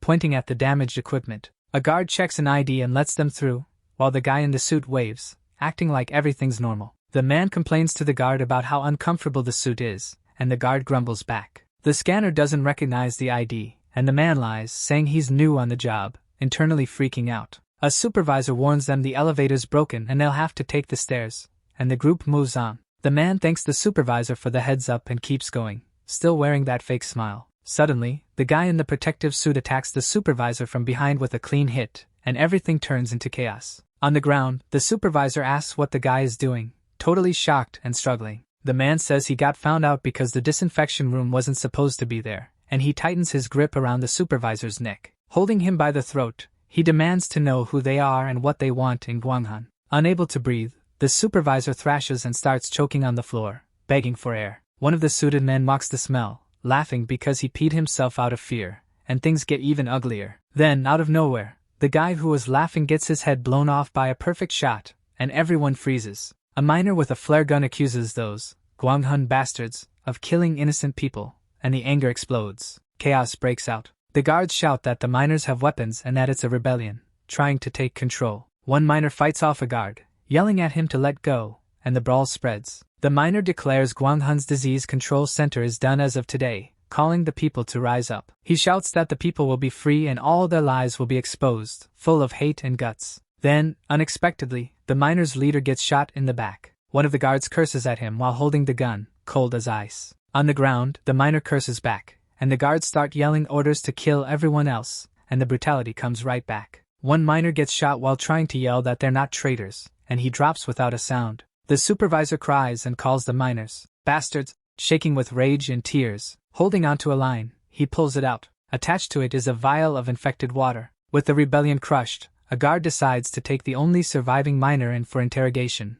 and the tension still hangs in the air. He tells the man to relax. Then he suddenly notices something coming, and his face turns to panic. It's the miner's leader, now infected, and he lunges to attack. Back in the museum, the guy in the cap says all the soldiers got infected. He tries to explain that everything spiraled out of control, but someone else doubts the whole city could have fallen. The deserter confirms he saw infected in other areas too. It wasn't just one spot. The group leader realizes how bad it is, seeing just how hard everything went off the rails. He mutters that what came out of it was something nobody expected. The red-haired guy complains they lost the underground city and the immune girl too. With a steady look, one of the men insists she's not gone. The long-haired guy tells everyone to be patient, saying she'll come back. The deserter cuts him off, pointing at the door and telling him to look properly. He says there's no point waiting. The entry group is already back at the museum. A survivor stares at them, calling them crazy for coming back. Grandpa Bao tells everyone to calm down and says they came back to warn them about the exits. Wang Shu warns that the Nietong clan found them and plans to kill everyone. A guy with glasses laughs dismissively, thinking it's all made up. Another survivor says that excuse is ridiculous and tells them to stop messing around. He accuses the group of making up stories out of fear, saying that outside it's nothing but zombies at night. Endry challenges everyone to go check, warning that if he's wrong, they'll all die together. A female survivor says going out now is basically suicide, and that he knows it. The crowd agrees, saying Nietong's group wouldn't be stupid enough to go out at night. Annoyed, Endry realizes it was a waste of time trying to help those people. He decides to grab Xiao Qiu and leave, since they're clearly not welcome there. The protagonist says there's nothing else to do and turns to go. One of the survivors tries to snatch Endry's weapon from behind in a surprise attack. Our hero dodges fast, and he even manages to grab the guy's leg. With force, the protagonist slams him to the ground, making him scream in pain. The deserter grabs Jing as a hostage and tells Endry to shut up. Our hero yells, furious, for him to let Jing go, threatening to make him regret it. The deserter points the gun at Grandpa Bao, ordering Endry to shut his mouth. Holding Washu, he warns he won't show mercy if they keep resisting. Endry realizes that if he fights back, Bao dies right there. With his hands up, the protagonist surrenders and asks them not to hurt his friends. The deserter smiles and tells his men to take their weapons and keep an eye on the girl. He says their fate depends on the crowd, which starts yelling, furious. Surrounded, the survivors demand the group be killed, blaming Jing for everything. A woman tries to stop it, but someone else says anyone protecting that damn woman deserves to die. A man suggests locking them in a room, and the crowd agrees, shouting. Jing tries to warn them about the danger, but she's told to shut up and ignored. They get more and more blinded by rage. Not understanding, Jing wonders how it all got to this point. Endry looks at her and asks if she still thinks it was worth trying to save everyone. Pushed along by the crowd, a man orders them to keep walking and not look back. In the middle of the chaos, Xiao feels sad seeing all of it. The guy with glasses suggests tying them all up in the bathroom so they don't waste time, and they stay by the door, sure nobody's getting out of there. Jing pounds hard, yelling that they can't do this and that they're in danger. Grandpa Bao holds her back, saying nobody's going to listen, especially coming from her. He explains the underground city existed because people still had hope for a vaccine she was working on. When the city was destroyed, that hope died too, leaving everyone desperate. With a sad look, Jian hears that the crowd's anger is irrational and could turn on anyone. Endry blames himself for underestimating everything and hurting the people he wanted to protect. Grandpa Bao tries to comfort him, saying it's not his fault, and that they're not on the deserters' side. By the window, Wang Shu says there's no way out. It's way too high to jump. Endry says if they don't die because of the survivors, they'll die because of Nia Tong's group. Wang Shu reminds him Dishing is still out there, and Endry complains about the weird noise he keeps hearing. He says he doesn't trust Dishing, since he stayed quiet when they were being threatened. With a finger to his lips, Wang Shu asks for silence so they can listen better. Suddenly, they hear someone calling for the sergeant. Shocked, our hero wonders how anyone could still be alive out there. Wang Shu corrects him, saying it's Xiao using a secret code only they know. From the window, Wang Shu shouts her name, and Xiao answers that she found them. The little girl says she can't get past the guards and needs to think of a way to help them. Desperate, they ask if she's figured out a plan to get them out. Xiao admits she hasn't thought of anything and asks if they have any ideas. With no answer, the two of them go quiet, with no solution in sight. Grandpa Bao covers his face, frustrated that there's still no escape plan. He says if nobody has an idea, he'll talk to the girl himself. With a slight smile, he says he's seen things young people can't even imagine. Outside, the deserter whistles, calling his group back. One of the men returns, and he asks how the search outside went. The man hands over the binoculars, saying it was too dark to see anything. He says he didn't spot any infected, which is weird for that time. They realize the girl was telling the truth and Nietong's group really is out there. The long-haired guy says he knows Nietong's group and they need to get ready. The deserter says it won't matter. The glass walls won't stop bullets. Sarcastically, he says Nietong's group is going to wipe them all out easily. The other group's leader replies that they only need to worry about keeping Jingli. One of the men asks if the others matter, and the leader says they're worth nothing. He tells the men to hurry up and get the girl out of there as soon as possible. One of the survivors complains that the group guarding the gate just left. Annoyed, the long-haired guy says that even if it's for survival, they shouldn't run away. The leader says goodbye to the survivors, telling them it's fine, no big deal. Once they're together, the survivors realize Jingli is really important and must know something. The deserter stares at one of his men, who looks frozen, like he doesn't know what to do. Irritated, he asks why the guy is still standing there doing nothing. Sweating with fear, the long-haired man stammers that he's going. The survivors argue about what to do with the group, saying Jing got what was coming to him. The long-haired guy leads the way, saying the group is trapped in the third-floor bathroom. Hidden in the hallway, Xiao tries to figure out how to get past without being noticed. The little girl finds the way blocked by crates, but says she's not scared at all. With a determined look, she tells herself that saving the prince is the princess's duty. She keeps pushing the crates, sure she'll find what she's looking for soon.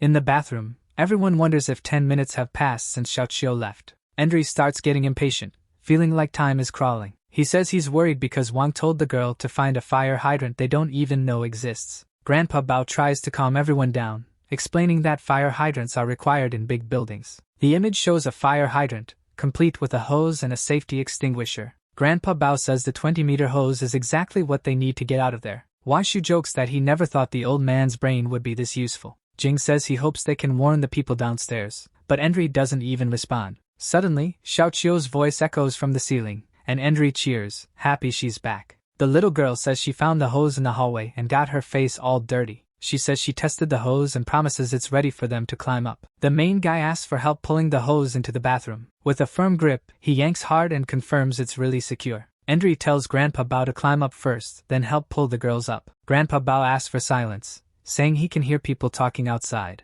One man asks why they came up there, and another says they're switching shifts. The guy with glasses thinks it's weird, saying the shift change shouldn't be until later. The newcomer explains there was an argument, so they called someone more experienced. With a friendly smile, the guy with glasses offers to handle it. But he gets suspicious when he sees more people showing up. Suddenly, the deserter attacks, saying there's no time to waste. With a serious look, he he warns he has no patience for stalling. He orders them to capture only Jingli and leave the others locked in the museum. One of the survivors asks how they're going to stop the girl from being taken. The deserter explains they won't use guns because they don't have enough bullets to waste. So one of them grabs an iron bar. With a metal pipe in hand, the group takes position and gets ready to open the bathroom door. When they open it, they realize the bathroom is completely empty. Jing is still hanging near the window, so she gets really scared. Panicking, she says it's way too high for her to climb down. Going down first, Wanshu tells her not to talk and not to look down. He hurries her, warning they'll be found any second and the rope won't hold.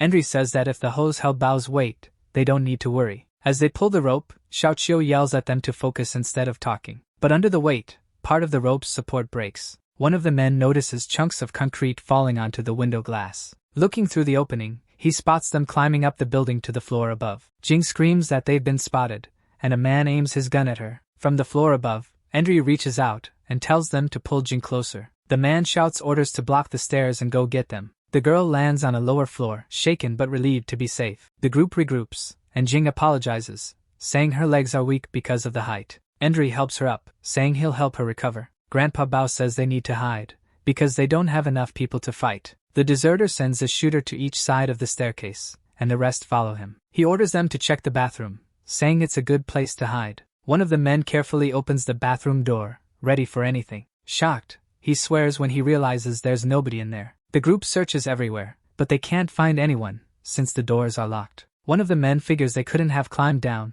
because the rope is still there. Using a flashlight, he spots footprints in the dusty floor. Following the tracks, the group moves down the building's dark hallway. The prints lead to a door with shattered glass. The deserter and his men grin, sure they've found them. He says he only wants Jingli and doesn't care about the others. From inside, Wanshu starts talking to them. He asks them to back off and put their weapons down so they can talk. One of the men outside asks who's supposed to answer that offer. The deserter says that since they've been found, they're going in by force. With a loud crash, the glass door shatters into pieces. The thugs storm in, and the deserter orders them to kill everyone except Jingli. Terrified, Jing begs Endry to talk to them, but he says they'll have to get through them first. He turns to her and says if she doesn't want to die, there's only one option left. As the men close in, a voice yells for them not to come any closer. To Jing's shock, Endry grabs her as a hostage, pressing a shard of glass to her neck. Confused, the deserter asks Endry what he thinks he's doing. Wanshu and Grandpa Bao are shocked too, not understanding what he's doing.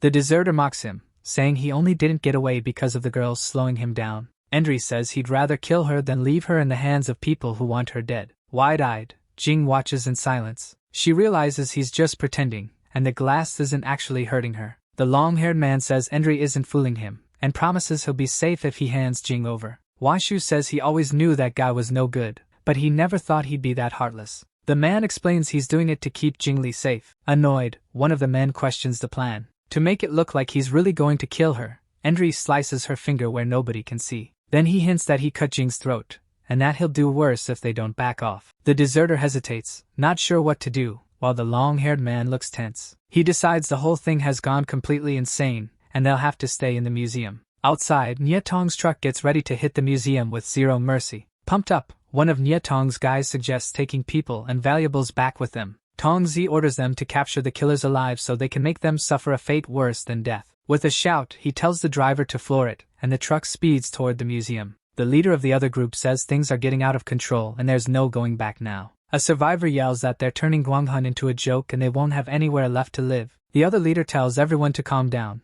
saying they need Jing alive and can't hurt her. Suddenly, a loud noise startles everyone, and they start asking what just happened. A man shouts that he heard gunshots coming from where the prisoners were. The other leader tells them to keep their weapons ready, in case the prisoners escaped. Outside, a bright light blinds the survivors who were in the dark. Someone yells that it's headlights from a vehicle coming straight at them. The leader screams for everyone to get away from the doors. Danger's coming. Nietong's truck smashes into the museum, blowing through the glass walls with a massive crash. The survivors scream in panic when they recognize Nietong's vehicle. Now they see everything they were told was true. In the middle of the chaos, one survivor gets shot in the head. As his body drops to the floor, a man yells in shock that they killed him. Smoking in the truck, Tongzi tells everyone to wake up, while his men shout that the hunt has started. Armed, they rush inside, and one of them yells that he's gonna win by killing the most. Gunshots echo through the museum, mowing down survivors without mercy. One man complains he can't aim, but another laughs, saying there are targets everywhere. Another thug laughs that some of them didn't even get the chance to wake up.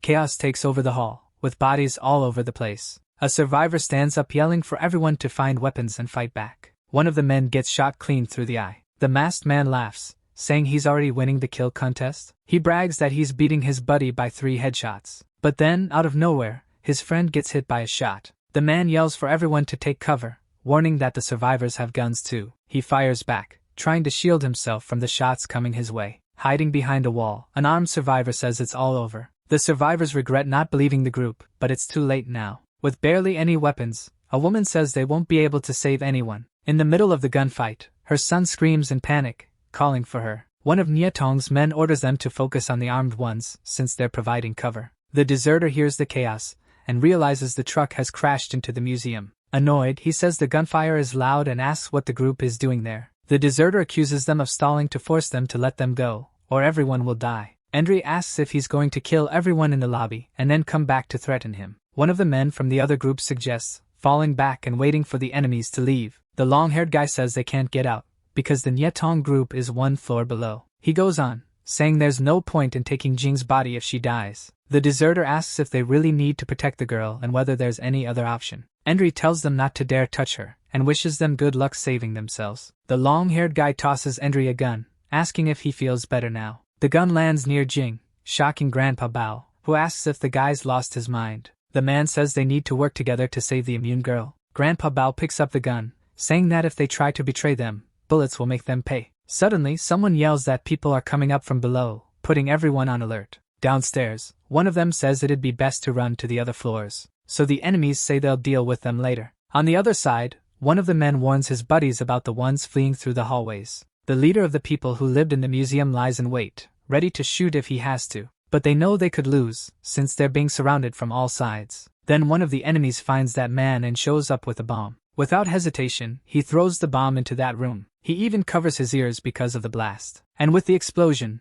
everyone in there gets hurt. One of them asks if the others are okay, but the leader says he can't really hear him. The worst part is when he looks at his leg and realizes a chunk is gone. Aiming his gun, the enemy says it's over for them there. Then the pink-haired woman tells them to look for survivors and bring them to her. A man orders them to bring any working fans and anyone alive they find. The thugs go into a dark room, sure they won't be found if they hide. Hidden with Jing, the group hears the men getting closer, and Endre tells everyone to be quiet. Jing begs not to be hurt as the thugs move toward them. One of the men gets hit by a shot and drops dead, giving away the hiding spot. The thugs notice the door has been forced, and that there are people inside. With guns raised, they get ready to go in and find whoever's hiding. They decide the room is a dead end and order the place searched again. One of the men finds a small gap in the stone wall. Peeking inside, he says there are only tables with stones on top. They decide to go back and check the room's entrance one more time. Still hiding, Endre and Grandpa Bao realize they won't be able to stay hidden much longer. One of the men asks for a boost so he can climb up and look at something that caught his eye. Heart pounding,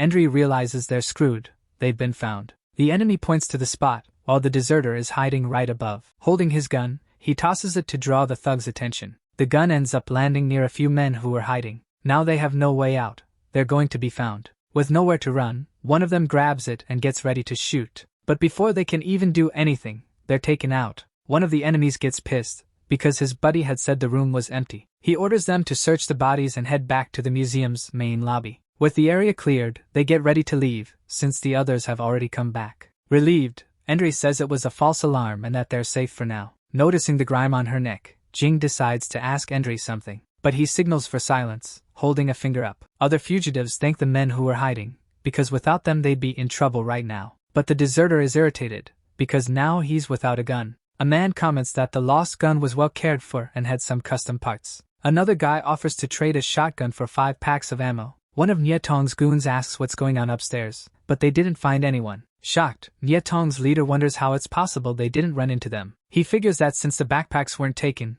they've still gotta be inside the museum. Tongzi says it's hard to find someone in a place that big, with all those hallways. She stomps out a cigarette, and says it's better to just wait for them to come out on their own. The group's leader walks up to that mom and her kid. Drill in hand, she says she's doing a good deed, starting with the boy. Several people, already dead, are scattered through the corridors. The long-haired guy says Nietong's goons have already come down. With a makeshift weapon, the old man tells the deserter not to move. The deserter taunts him, saying a wolf without claws can't eat anyone. With the weapon pressed to the back of his head, the deserter gives in and says he'll back off. The pink-haired woman yells at the new prisoners, accusing them of killing her people. The girls are stunned when they hear that. Endri watches as Tong Zi says the survivors could have worked for them. She goes on, saying that now they're forced to die for the sins of that scum. A wounded survivor apologizes, saying he doesn't know how he's supposed to believe them. Tong Zi points the drill at his head as he begs for mercy. With a scream, she drills into the man's skull. Another survivor screams in horror at the brutal scene he just witnessed. Tong Zi yells that she's not kidding,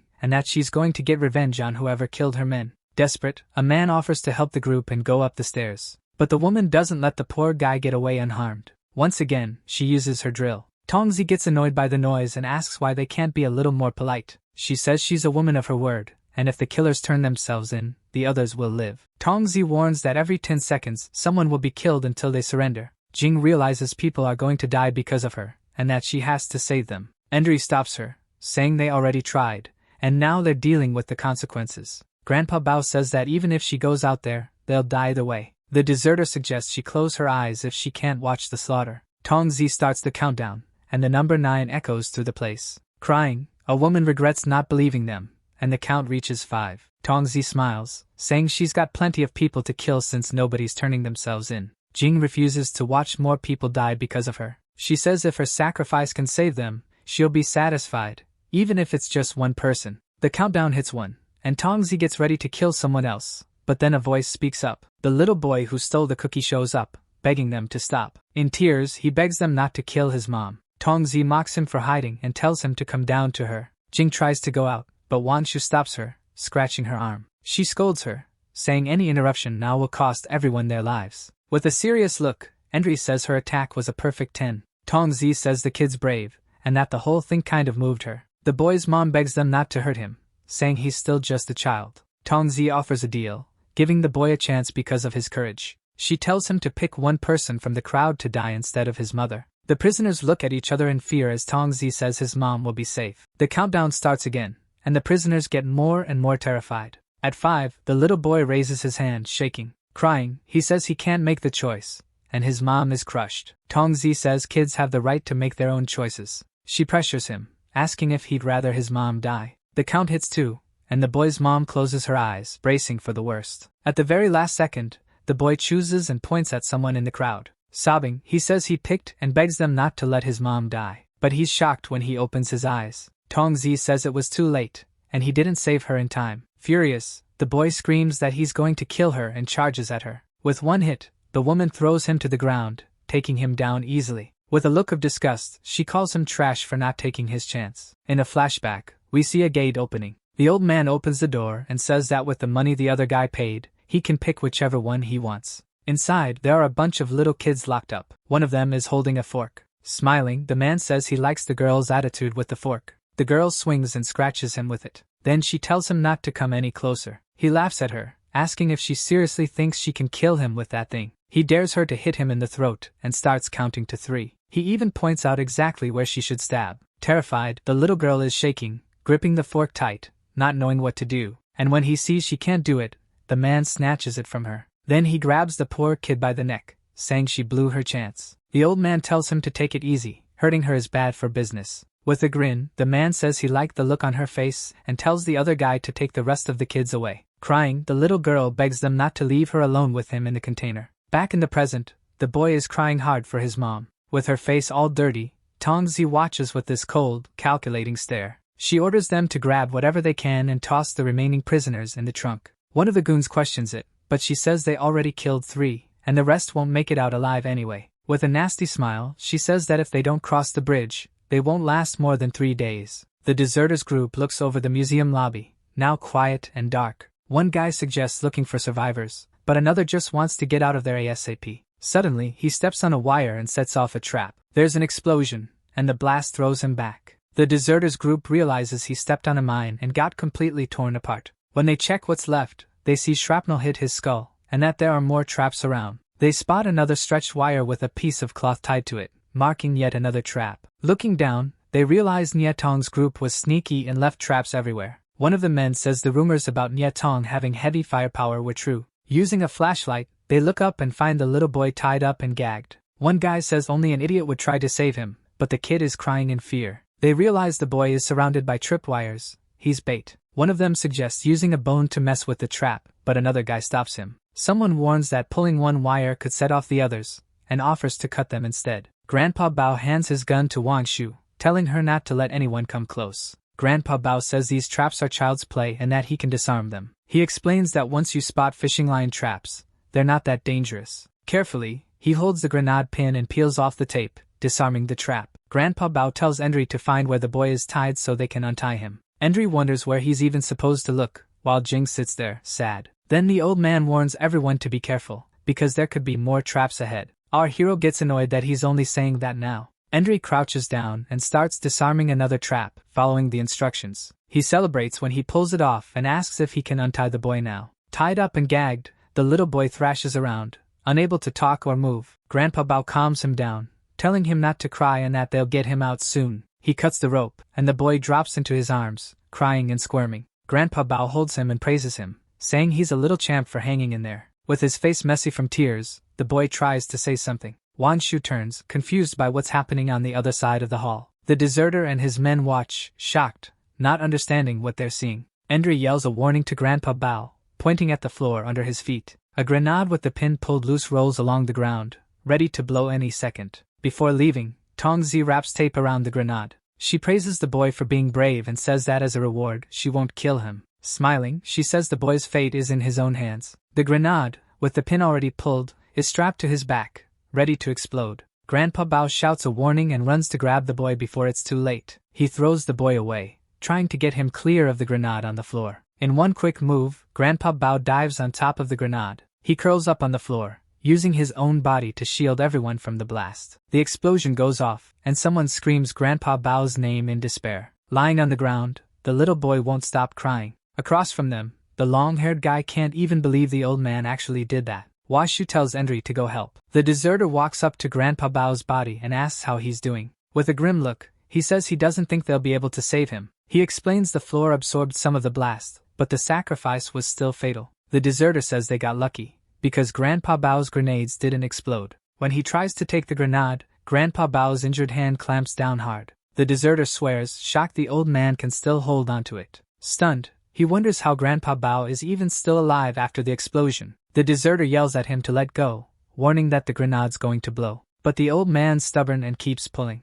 The deserter realizes that if he forces the hand open, the grenade will detonate immediately. He stares at Grandpa Bao's face, horrified by what he's seeing. It makes him remember something from when he was a kid. He watched someone important get taken out. Meanwhile, he was shaking with fear, hiding inside a sewer drain. Coming up to them, our hero asks what's going on. Endri tells Wanshu to help stop the bleeding and says he'll go see if he can find first aid kits. The long-haired man says there's no saving him, his internal organs are destroyed. Wanshu says not to waste time on them. Meanwhile, another guy has his gun aimed at Jing, saying he's got the girl. He orders Endri to drop his weapon, but Wang moves fast and points a gun at their leader's head. The man panics. He's still holding the grenade pin. Confused, he wonders if they'd really do it. And his boss tells him to stop being an idiot. They need more people if they're going to take down the Nyetong group. The long-haired guy agrees with the deserter and tells him to let Jing go. The thug backs off, and Jing steps away, relieved to be free. Annoyed, the deserter says they're risking everything for one person.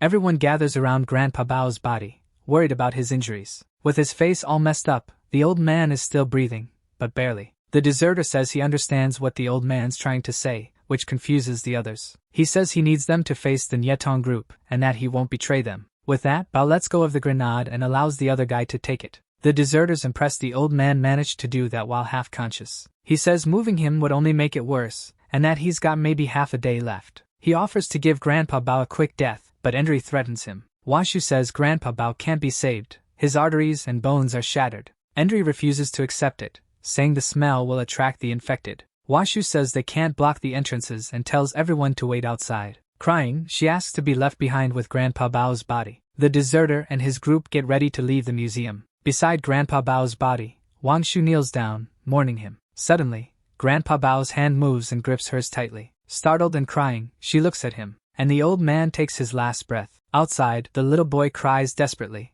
calling for his mom. The deserter threatens him, asking if he's trying to get himself killed making that much noise. He scolds him, saying not to let the people who saved him die for nothing. The deserter warns that if the kid slows them down, nobody's going to care whether he lives or dies. A man warns that the smell of blood will draw the infected, and they're already nearby. Outside, 2 infected are already closing in, and with all the noise, more of them show up. Worried, Jing turns to Endry, calling his name as the tension spikes. Endry tells Xiaoqiu to climb onto his back, planning to run as soon as Wanshu comes out. Wanshu steps out of the darkness, walking with purpose. Gun in hand, she stops and says firmly that everything's ready. She orders anyone with a weapon to cover the rear, because they're getting out of there. Gunshots echo through the place as the infected drop one by one. Washu keeps firing nonstop while the group runs away from danger. The long-haired guy warns them not to waste bullets, because the noise will attract more infected. Another one says the ground floor is still intact, and they should head upstairs to be safer. The deserter grabs Jing's arm to help her climb up. Endry yells for everyone to flip the table and use it as cover from the last infected coming at them. Gun in hand,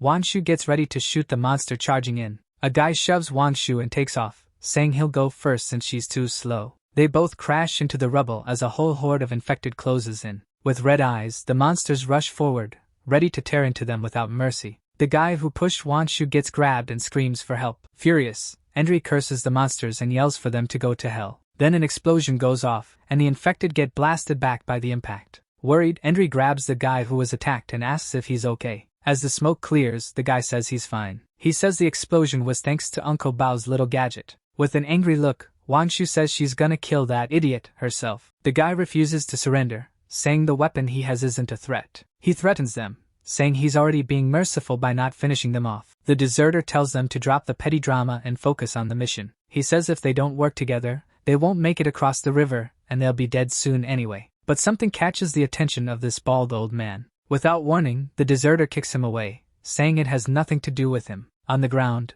the man curses him out for kicking him. Then he looks down at his feet and realizes, horrified, something's wrong. The deserter asks if he gets it now, and the man starts freaking out. He begs them to let him climb up, saying there's still time to amputate his leg. But it's too late. He starts twitching and writhing. Unable to control his own limbs, he panics, wondering what's happening to him. Washu watches with her gun raised, serious and determined. She reloads, saying they don't have many bullets left. Endry says they shouldn't waste ammo on him, and they need to plan the crossing. The long-haired guy praises the main guy for being smart. He explains the man would last about half a day before the infection reached his brain. The deserter says they should check the building so they can spend the night safely. Looking at the remains of a campfire, he figures it was made a few days ago. He says whoever lit it might still be nearby. The guy who got kicked has fully turned now. He stands up and reaches toward the others. The deserters group finds the kids who were hiding downstairs. Meanwhile, the leader shines his flashlight and says he found someone. It's a wounded guard wearing a helmet and safety goggles. Wanshu complains about the disgusting smell. Xiaoqiu hides behind Jing,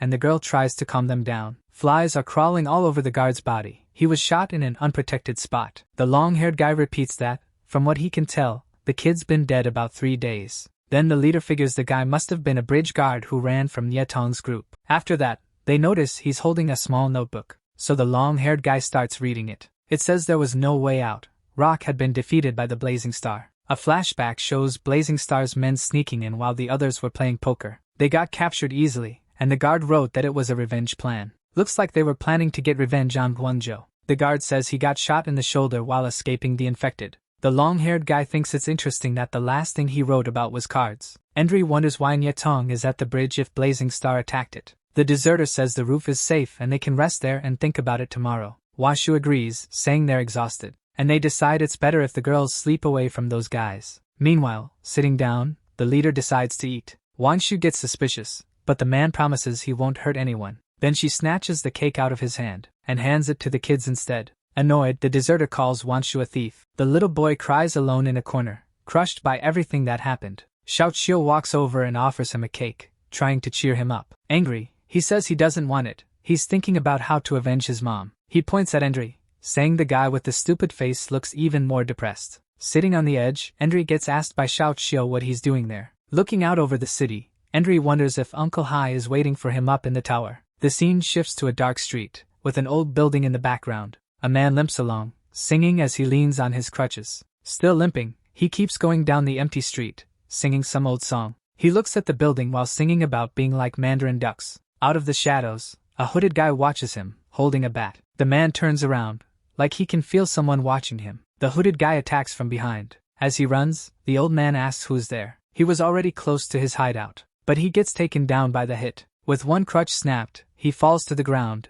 totally defenseless. Then he reaches for a metal jar. He begs not to be hurt, offering all his money, saying it's in the box. The hooded guy grabs the box and opens it, showing a bunch of coins inside. But he complains it's barely any money, and when they look closer, they realize they're just kids. With a stick in his hand, one of the boys asks if he really thinks a kid would hesitate. The old man tries to talk back, saying they're young and there are other ways to live. The boy cuts him off with a hit, telling him not to make him laugh. He mocks him for being blind and crippled, begging just to survive. Smiling, he asks why he doesn't just die already. The old man says even if his eyes and legs are useless, he can still live. He explains his hands and ears still work, so he can get by. The boy wonders if he should let him live or kill him with what little he's got left. The man tightens his fists, thinking about his choice. The boy throws the money box on the ground, scattering coins everywhere. With a look of disgust, he says he can't even bring himself to look down on someone that poor. The hooded kid complains, but the other one tells him to shut up. He says they should leave and find someone else to rob. Frustrated, the deserter says that old bastard is haunting his dreams now. Looking out at the city,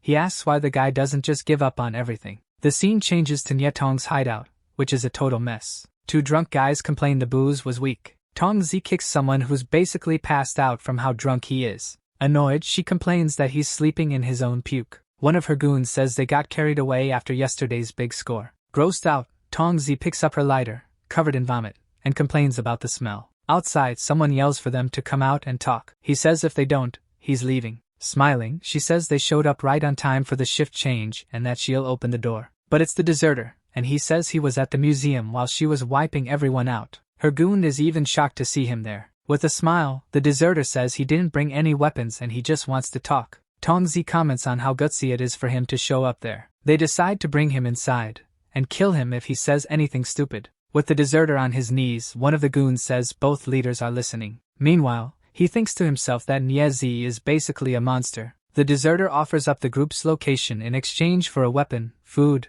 and safe passage. The boss looks down on him for selling out his own people and says they won't last long anyway. Tongzi says there's no need to spare him and suggests cutting out his tongue. The deserter reveals there's an immune woman with them, the one who caused the city to fall. Nyetong's leader says he's heard about immunity, but he's not interested in any vaccine. The goons laugh, saying there's no point going back to the old world. Tongzi says with the girl, they could bargain for food or medicine. One goon says that would just get them in trouble with the other groups. Laughing, they say nothing would change. They've always been a problem for everyone else. One of the drunk goons cracks up at the leader's jokes. Another agrees the trade is worth it, even with the risk. Tongzi says since everyone agrees, she'll accept the deserter's deal. Smiling, she promises Nyetong will hold up their end of the bargain. The deserter gets a bad feeling and regrets coming there. The scene cuts to hours earlier, with Endry asking if the man feels guilty about what he's done. He asks about crossing the bridge. With a confident grin, Endry says he's already thought of a way to get across. Endry calls the deserter out for giving up so fast. Wanshu says if they're crossing the bridge,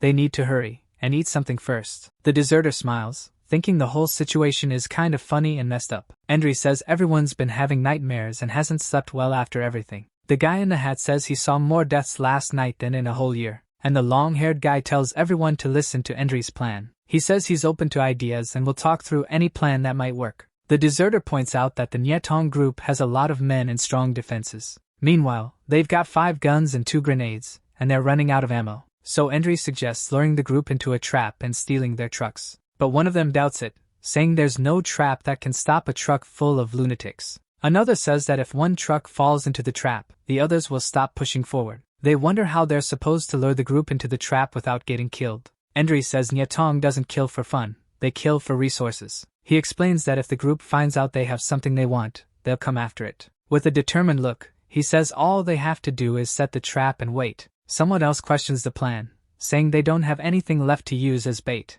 Endry tells him to use his brain, reminding him they've still got an ace up their sleeve. He points at Jing, saying she's what the Nyetong group wants, and can have. The deserter gets it. They're going to use Jing's immunity to lure them into the trap. The problem, Wang says, is choosing who's going to provoke the group and lead them in. The long-haired guy says they need a new face, since theirs are already known. One man refuses to go, saying he's not going to risk his life and be used like that. Another supports the plan, but worries about whether the bait will survive. A young guy asks what kind of trap could beat a truck full of enemies. The deserter says Endry must have already thought of something. With a grin, Endry scratches his nose, thinking about how to explain it. The deserter says weak people will just mess everything up, and that this is life or death. He volunteers to go, saying he'll do it himself. Back in the present, the boss is already in his truck with his henchmen. He asks the deserter if he really feels nothing, knowing his former teammates are about to be wiped out. The deserter answers that of course you do whatever it takes to survive. Nyetong's henchman says you can only really live life to the fullest when you're aware of death. He suggests the deserter not cross the bridge, and just stay with the Nyetong group. From the back, the deserter tells them to slow down, they're almost there. With a serious look, he says they've reached the meeting spot. They're standing in front of the abandoned hotel. The Nyetong group gets ready to attack, with orders to kill everyone except Jing. Hidden in the bushes, Endry and Wang Shu watch the enemies closing in. Wang Shu comments on how many men and weapons the Nyetong group has. One of the guys on the protagonist's side points out that huge boss. Endry reminds them to just stick to the plan. Wang Shu notices the Nyetong men have stopped advancing and thinks something feels off. They're already close to the entrance. Nyetong's henchman tells his men to spread out and hide separately. The masked leader orders the deserter to go to the courtyard and draw the group out. The deserter realizes this won't be easy, they're already suspicious. He worries that if they start yelling, they might wake up the monsters inside the hotel. Suddenly, Endry shows up, and the deserter, startled, asks what he's doing there. Endry lies, saying they found some drinks, and that they didn't take anything valuable. The deserter invites him to come upstairs and drink with them before they leave. Endry praises how fast the deserter reacted, but signals for him to stay quiet. Outside, the enemies watch, thinking it's working. The masked leader says to leave the deserter alone. Thieves have principles too. Right after that, he gives the order, and his men move in. With weapons in hand, they rush toward the abandoned hotel. Nyetong's men storm the place, ready to attack. Surprised, they wonder where Endry's group went, because they can't find them. Then they run into an infected person pinned to the wall by roots. Everywhere is packed with infected, and they realize they can't go in. Outside, a man says there are snipers and they need to be careful. The day before, Endry drew a map, explaining the layout of the place to the group. He explains that a car blocks the entrance, and the bushes create a bunch of pocket-like hiding spots. The protagonist reveals his plan: lure Nyetong in and wake up the infected. One man doubts the plan, saying it's way too messy and risky. The deserter says that on the battlefield, the ones trying to survive are the ones who die. Smiling, he says the more dangerous it is, the easier it is to catch the enemy off guard. Outside, the group starts shooting to draw Nyetong's attention. The men fall for the trap and, realizing they're at a disadvantage, rush back inside.